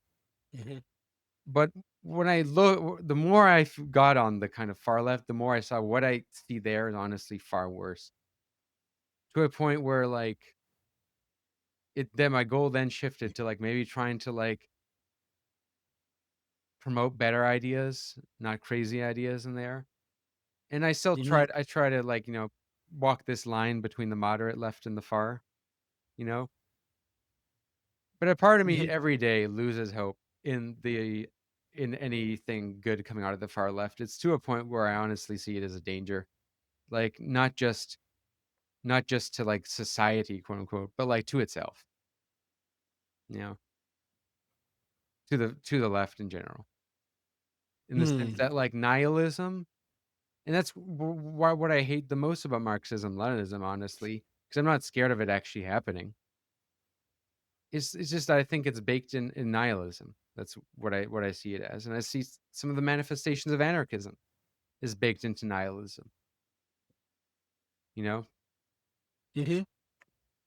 I don't know what you Well, think about that, and that's why I think civil war isn't that impossible. When you have such a nihilistic generation, which with bad economic conditions, lack of religious communities, rise of mental illness, which I see is the main rise of like mass shootings, far more than like gun violence or anything, far more than gun lack of gun control. I think it's the biggest thing is mental illness, and meant like the people to always be like afraid of in the streets, right? They're never Mhm. the biggest people. They're never like, it's always the crazies, the people who have nothing to lose. And nihilism can drive people in crazy directions. It's to a point where I see people unironically on the far left sometimes saying like, or they say it ironically, but it's this post irony where they kind of mean it, where they say previous generations died in a war. We want to have something to like live for. And look, with like that's where I see the kind of the incel phenomenon, the far right phenomenon, they intersect in this very dangerous hodgepodge of like, at least when people get married and have kids, they can be nihilistic politically, but they have something they can retreat to. Mhm. when you lose that, I'm kind of afraid to, what could come out of that. I actually don't think civil war is completely distant as a possibility. I wouldn't raise the alarm either because I don't want to legitimize calls to securitize the state even further than it already is. But it's like I wouldn't dismiss it. That's my view. And I wouldn't want to do anything to aggravate it. Yeah, I suppose my view is that if you had talked to me about this in 2020 or 2021, I would have thought it was a weird paranoid fantasy. If you ask me about it today, I would say nihilism. I mean, you see this with the far left. I saw it with the far right too. That like, what does the far right believe anymore? Even me and Chris Catrone used to go back and forth about this, like when we're still talking to each other. That he would be like, well, the far right, the right still believes in like bourgeois values. And I'm like, no, they don't. They'll invert every one of them. It's all about power. The bourgeois values are full of shit, man. No one believes in them. Maybe you do. The libertarians, to the extent that they are relevant as a faction anymore. If libertarians are still actually libertarians, I would agree with you. The thing is, most of them aren't anymore. They're mostly nationalists. So, yeah. But Cato, I'll give it. Cato Institute occasionally still does good stuff. Well, even Alex Jones, he's so weird, but like Alex Jones is kind of like, I don't really know what he is now because I haven't, like, whatever the hell he believes now, but for most of his career seemed kind of like a civil libertarian. He was until very recently. But, I would say to you that there is a real sense in my mind that we are at risk of nihilistic violence spiraling out of control in ways that no one can foresee. And that increases the possibility of actual conflicts with actual factions. And it would be particularly bloody because I don't think the factions would be clear. They wouldn't be geographically separated in a neat and easy way. And there would be sections of the military to cut on both sides. The other thing is there'd be a lot of opportunists trying to seize in on it to do whatever they want. Because, one of the most common fallacies I see in America right now, and I had a friend of mine who used to be more of a reactionary rightist who's lately become against like quote, all revolutionary thinking, unquote. So we were talking about this and we agreed actually. Like Sede Vaticanist Catholics, white nationalists, Marxist Leninists, Bordigists, whoever, a lot of them communization theorists, a lot of them believe if society falls apart, people naturally go to their ideology. And the Catholics, I don't think so. I don't know about the Catholics. I don't know. I would say, I said Sede Vaticanist Catholics. I actually do believe that, but I'm not talking about normal Catholics. Okay. I was gonna say I haven't even seen that with right-wing Catholics, unless maybe the Fuentes people, but like, I would say Groypers. There's a few other groups, people who mostly schismatics, if I'm honest, because they consider the church too woke or too, that everything's been bad since John the 23rd or the second or the even maybe the first Vatican Council. Those kinds of people. Accelerationism of various varieties does seem to be increasingly becoming a standard viewpoint. And to me, accelerationism stems from both hubris and nihilism. It's hubris in that you believe that people will automatically go to your side, and it's nihilism that you don't care what it takes to get there. You do not value anything in the process of creating your society, including if your society is viable at the end outcome of it. That does increase the risk. I mean, I think Studebaker's pragmatism is often, smart.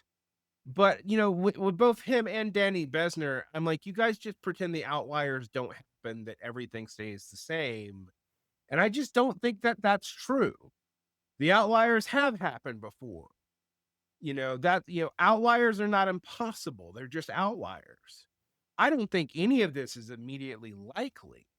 but it's not zero sum. And unfortunately for me, I think it's less zero sum by the day. My thing when I work, meet people like, oh my gosh, political violence is so new. I even hear this from like baby boomers, and I'm like, you're 65 years old. Do you remember what the 70s was like? Like, or the 90s in terms of just pure criminality? Like, d- you know, you're full of shit. But we're seeing this stuff return, and we're seeing it being egged on by social forces, algorithmic social forces that incentivize people's antisocial tendencies and incentivize speculation, incentivize Carl Smithian logic, even amongst the left. And I've been really like the number of lefts who like, we're going to embrace a fascist jurist to fight fascism. Now, I will say the friend enemy logic isn't unique to Carl Smith, but like going there for that is a crazy thing. I think that there is a threat of real political violence. And I've said on another podcast recently that I do think we're going to live in a more politically violent time, because part of liberal norms was the normalization, routinization, and minimization of political violence. They didn't get rid of it. They just, rule of law is still based on political violence in some way, but it's based on control, formal, mechanized, and monopolized political violence. And most of society, for most of the second half of the 20th century, has accepted that as a good. That was why Francis Fukuyama wasn't totally full of shit. Well, Um, he also predicted kind of what's happening now. I encourage people to read that book. It's a very good book. I mean, he thought it was actually the far right, that was going to cause the destabilization, because it was going oh to yeah. be like suppressed megalothymiac urges, like where people want, like you'll have like this struggle for recognition emerge in a different form, and it's very likely to emerge in a conflict of nations, and even internally, in reaction to kind of identity groups. Mhm.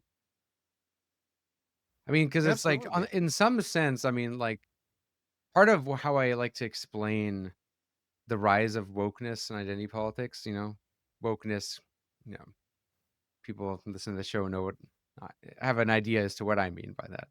Is like that is a result of the lack of class politics. And when you have a lack of class politics, you have urges for radical change that need to go somewhere. And they often go to Mhm. this like struggle for recognition. And they Mhm. become very hostile, in fact, even from the progressive end, right? And that just triggers an even worse, more hostile reaction. Mhm. Because it's like that's important. I think it should be obvious, but like I say that just because I've noticed the way people try to rationalize this is like people like Gabriel Rockhill, or a Mhm. lot of honest some like Marxists like to say this was imported to distract people from class politics. But like no, class politics just declined for many reasons, so many reasons. And then you I mean, had I this think emergent Rock voice. Hill is like basically one step up of the kind of formal errors of conspiracy thinking. Because if you really do, I mean, I know he doesn't actually believe it's a conspiracy, but if you really do believe with a few Western academics who called themselves Marxists, they completely destroyed class movement in society, you have to believe that like colleges in the 70s somehow had total control over the movement of politics of everyone in the West, which is kind of a nutty proposition when you think about that only a professor could believe, because it's actually hubris on the professor themselves that they had that much influence over society, right? Which I think you're right that that's kind of a nutty thing. I think the complications, the reasons for the decline of class politics is hard to deal with. I think also the fact that so few of the attempts to even replicate what happened in the Soviet Union went well for anybody, and none of them went well in established little democracies, really was a problem. And the conservatives in the 90s weren't wrong to point that out, particularly after the fall of the Soviet Union. And the idea that Western Marxists caused the Soviet Union the fall or whatever, I mean, I don't know that they actually say that, but they strongly imply it. That's idiotic. Soviet Like, Union deserved to fall, but You know, If you need the secret police to keep everything together, it deserves to fall.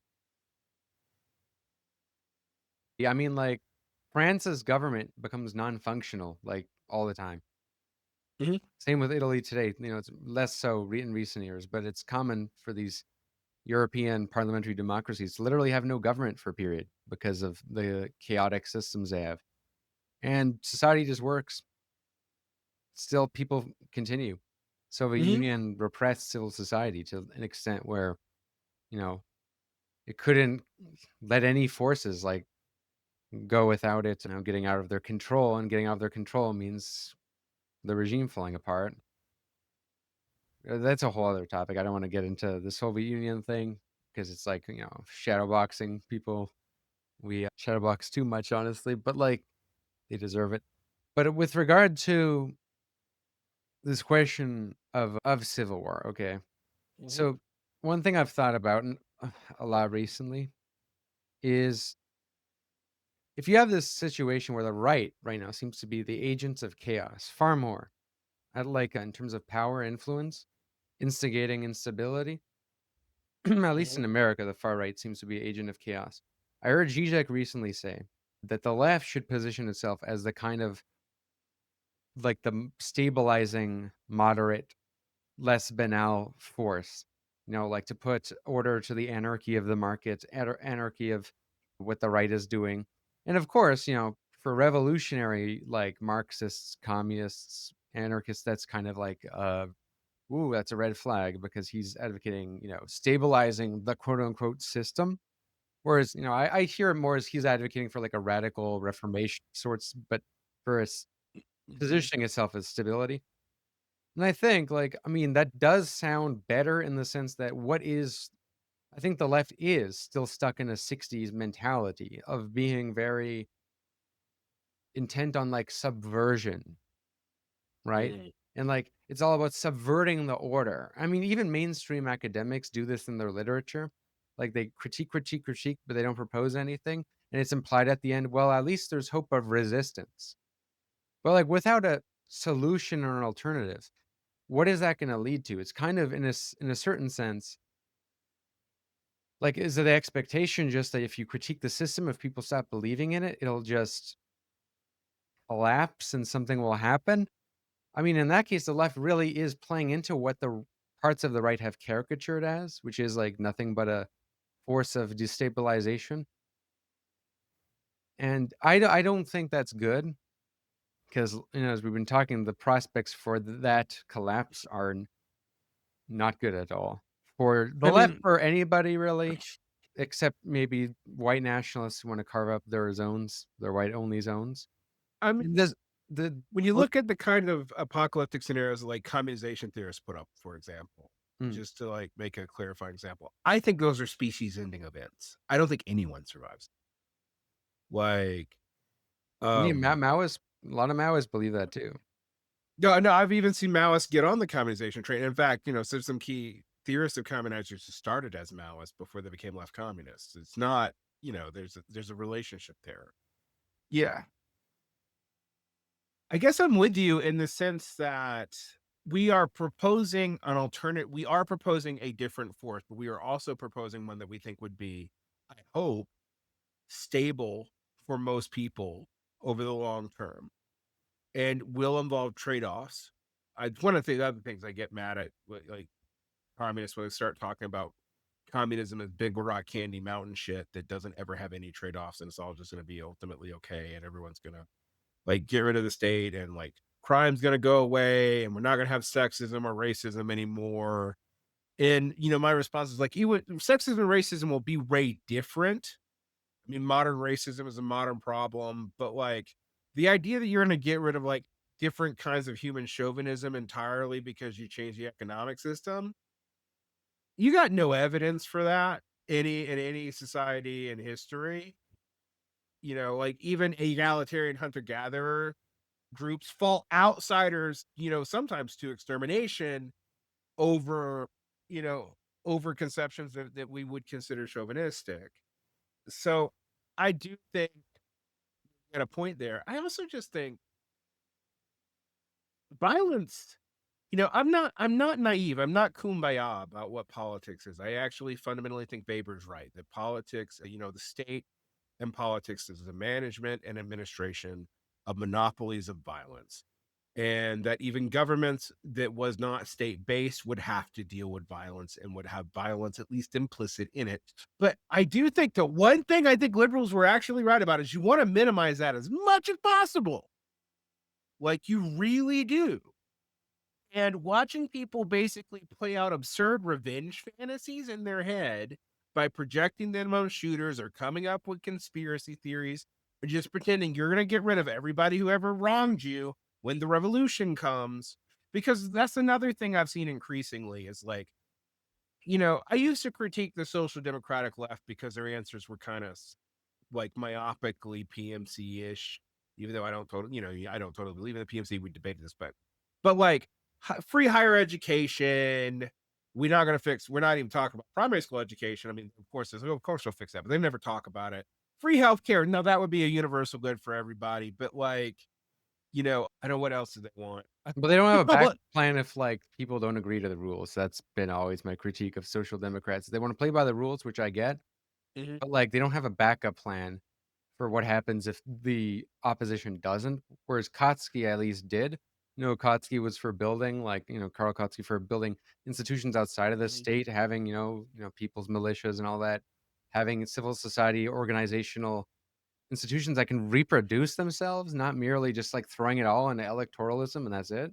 Like, that's kinda my critique, but then I think of, like, I really don't wanna direct people to Crazy Train, and there are a lot of influencers now, I think, and academics, frankly, who, like, I think do direct people into Crazy Train Mhm. because it is easy to, like, critique from far, and I say this as someone who knows also in that same position, but it's like there's consequence to these sort of things. Like, in that where people devote their time, that's a percentage of their life, and there's a sunk cost fallacy. A lot of people, when they get into very deep in the end of like radical ideology, they often don't want to like rethink certain things because they've spent so much time doing that to the point where if they did rethink it, they would have an existential crisis. And yeah, okay, to transition to Mhm. something I want to talk about with regard to this stabilizing thing and the question of communism. So, as you know, I've never identified as a communist. I've been a Mhm. communist sympathizer. I mean, clearly, in the sense of what I've had my interests in, and the way I saw the question of communism and Karl Marx, right? For Mhm. the way I saw it for me was you have want to aim to a post-capitalist society, socialism, which would require a pretty not abrupt, but a pretty like significant political change, but a gradual economic change. And the question of communism would be like a wager that was like something that's even not discussed to like socialism. Mhm. However, the thing is what communism has taken on, it has taken on a difference in method. It's actually, Kotsky, one of his last writings was saying why I rejected the label communism, and it's because he thought of it as a method. The way in which the Bolsheviks identified themselves as communists Mhm. was because of they were different insofar as their methods, less than so their end goal. And even that end goal, I mean, it's been used in practice just as a way to control people. It's something I've seen play out with so many of these examples of the state using collectivization just to mean state control and meaning concentration of bureaucratic class. I mean, it is Animal Farm, unironically. And then you see this play out in cults too, in a weird way, where a lot of cults have communistic structures as a way of empowering the cult leader. Like you shouldn't own anything, give up all your belongings, all your there's this tendency in which like has made me more and more skeptical of that. And there's another thing I want to throw into this, which is the stability question. In Canada, there's been a rise of patriotism, nationalism in response to Trump. Mhm. And for those who don't know, in Canada, the people who have been more nationalistic and patriotic have actually been the people on the kind of center left in the NDP camp and in the Liberal Party, less so the Conservatives. Conservatives always complain we're too socialistic. and not like America, whereas it's the other way around. Mhm. And I had a debate with somebody once where they or pretty recently, where they said, nationalism is always chauvinistic. You're reifying the settler colonial state. It's a distraction from class politics, yada yada, and it's also just the main attack was that it's reactionary in character. And then my objection was, well, one, when has the opposite, which is like workers of the world unite, ever really succeeded anywhere, even at the height of the workers' movement, at the height of communism? And two, in Canada, who are the people who are the most right wing were actually anti-nationalist forces. Like a lot of the people today in the right now, the Wexit people, the Alberta separatist people, they're on the far Mhm. right. Quebec separatism today is more far right than it is left. It's been kind of that way, although the FLQ is a little bit had a leftist tinge back in the day. And you had like a lot of in Canada, I mean like the idea of a nation that was not based on race is comes from the liberal progressives, because before the reactionaries wanted to identify with Britain and with like Anglo-Saxon culture. Then I started thinking this progressive tinge of nationalism, I mean, actually kind of seems to be that way in America historically too. I mean, who were the most reactionary was the Confederates, the people who were trying to secede, the white nationalists. Nationalism in America played a kind of, I mean, America wasn't even a nation until the Civil War. So you have that. You have in a I think multiracial societies need to think of nationalism very differently than like a lot of ethnically homogenous countries, because in very ethnically diverse countries, the Civil War people who are ethno supremacists are gonna have a goal that's more involves balkanization as opposed to unity. And I would say there's different kinds of nationalism. With the Trumpian one, obviously, it's very divisive, right? It's Mhm. extremely divisive, and it's kind of what's been empowering these sort of forces on the far right that have been, I think, far more in practice anti-nationalist in terms of like what their goals entail. Even Fuentes, if when he's been pinned down to it, he says he's a nationalist, but when pinned down, he said, it's unrealistic to make everyone white. We would just make like white only zones, which is in practice, what is that going to look like? That's going to be balkanization, and you're going to have black only zones in response to that, which is kind of what some of the Black Power movement wanted, like in the Nation of Islam. So I do wonder, like, is there a space for leftist socialists to use nationalism in a non-reactionary way? In fact, a very antithetical as a way to contain reaction, particularly in this context of the U.S. and Canada. Because I've thought about this, and this will bring us to the back room, where we're going to discuss the broader thing. Is like I want to ask us to whether you're still a Marxist or whether you're still a communist and all that, because we've have 2 hours in the public already. Any final thoughts before we transition? Well, I think that we're going to disagree on nationalism to some degree, but I will say that cultural nationalist sentiments are not going to go away. And you can either use them or not. And honestly, I think in a real sense, that's what a lot of this identification politics was actually about too, was dealing with various nascent dealing and abusing various nascent forms of cultural nationalist arguments and divisions within liberal society, often to get a professional or a temporary economic advantage. But the one thing I will say that probably makes everyone uncomfortable is that I do not see a way beyond nationalism that does not have to go through it. And in some ways that's a classical Marxist paradox, but I Very really don't know. Hegelian position. Right. Uh, I don't know how you deal with these issues. And like, for example, you want to change the American polity, right? You want to change more of American polity. You have to deal with the reality of the American nation as plural: Mexico, Canada, the United States, Belize, the Caribbean countries, etc. You have to deal with those realities. You can't just wish them away or hope that the governments just implode and that you come after, because we've all seen that there's not a whole lot of historical goodnesses that come from that. And we don't have an example of it in the current mode of production. And even looking at like in the end of the Roman Empire stuff, that stuff doesn't tend to go well. And the other thing is, for my like anarchist and like Marxist internationalists who like don't believe in stuff like national liberation and even cultural nationalism or multi-ethnic nation states or Civic whatever. nationalism is Yeah. what I would describe, Right. I'm kind of hinting at. Right. I mean, I would say that in the founders sense, even though people can dispute whether the founders were. I actually don't believe the founders were. I believe they're chauvinists, but they weren't racists in the kind of sense of, because racism as a concept wasn't really around, like properly speaking. Jefferson had elements of it, but like even that is contested, very contested. Most of the founders didn't talk in terms of race, talk in terms of civilization. I think civic nationalism is rooted in the American DNA, but unfortunately, I mean, like the right wing nationalism today is very.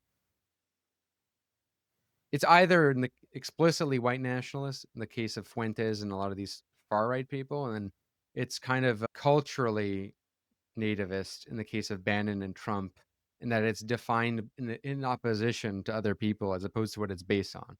It's not defined Mhm, because, like they say, America is based on ideas, not a people. mhm, I would agree, but it's like if you actually were to practice how you talk about those ideas, whereas the right doesn't talk about. The right's all about like it's just defined in opposition to like immigrants, basically, or mhm. China, or some scapegoat. Yeah, okay. I mean, I will say with civic nationalism, I agree with with my friend and former TIR crew member Jean Bajoran that most racial nationalism actually emerges out of botched civic nationalism, not the other way around, historically speaking. For example, white nationalism in France actually postdates civic nationalism of the French Revolution. The racialist ideas that emerged in the British Empire actually postdate attempts to build a civic nation state Right. in the British Empire, et cetera, et cetera. Because of the rise of scientific racism. Well, I mean, scientific, that's but part of it. that's like a large part of it because it's like that comes in with the the pseudo Darwinian stuff, right? And Right. DNA genetic studies and all that kind of. Well, here's the thing right now is like if you were to like what it for I'm gonna get in trouble for saying this, but what do a lot of internationalists right now believe in? Believe in bricks or whatever. And like I don't have a problem with bricks. Like I think these In countries are theory, great. great if it existed. Right. If it was a real thing. But If it was actually like but no, in all seriousness, they basically are nationalists for other places that they're not. Like, you know, they're not like they argue for like other people's nationalisms but they don't propose much of one here. Or when they do, it's like what the MAGA communists do, and it's, some weird hybrid of third worldism and cultural chauvinism at the same time. That makes no sense.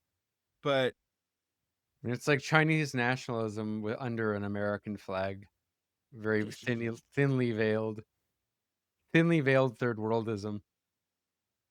So what I see MAGA communism. it's a very strange. Well, it's third worldism combined with Browderism combined with Duginism. It's a very strange mixture of ideologies. But get back to media incentives and stuff. Maybe as the last thing is, we are so atomized that it's hard to imagine what a clear set of even within a class, much less within a nation, of principles would emerge right now that would unify any polity. And I have not seen anything like that since about 2000, maybe 2004, 2005. And unfortunately, the only places that seem to offer anything like that are anti-liberal, but they often are not places that you would want to emulate.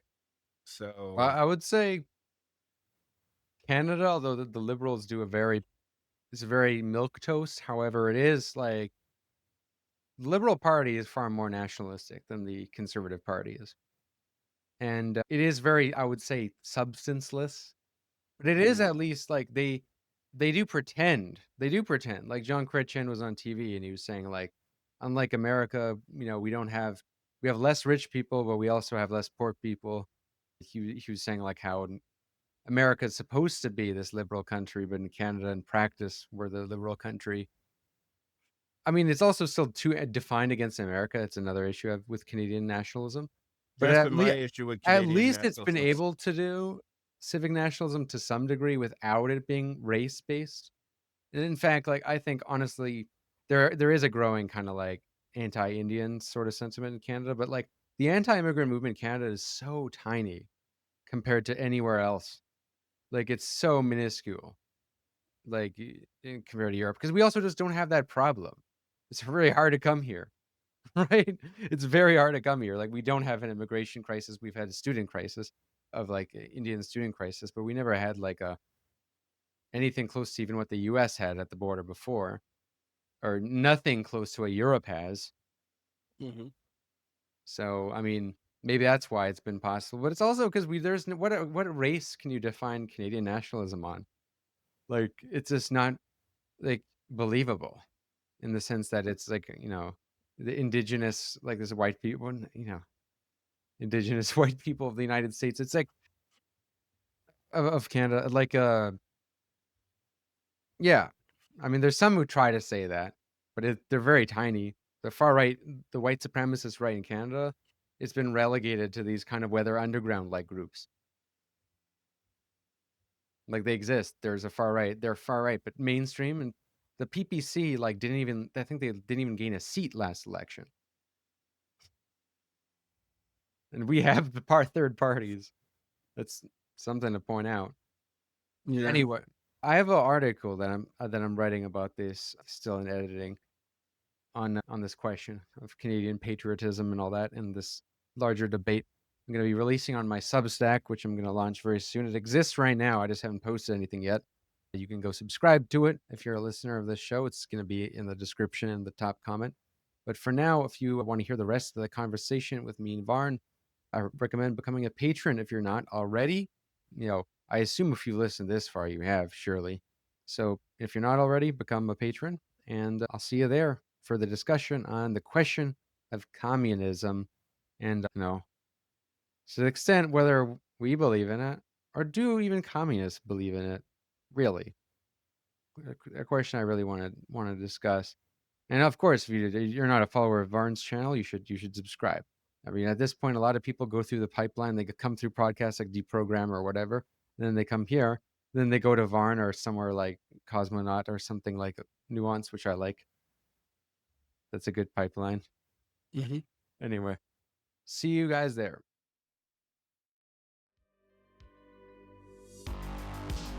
My only hope is that when enough people become pessimist, then out of despair somebody maybe does something. But you know why I also like to be a pessimist?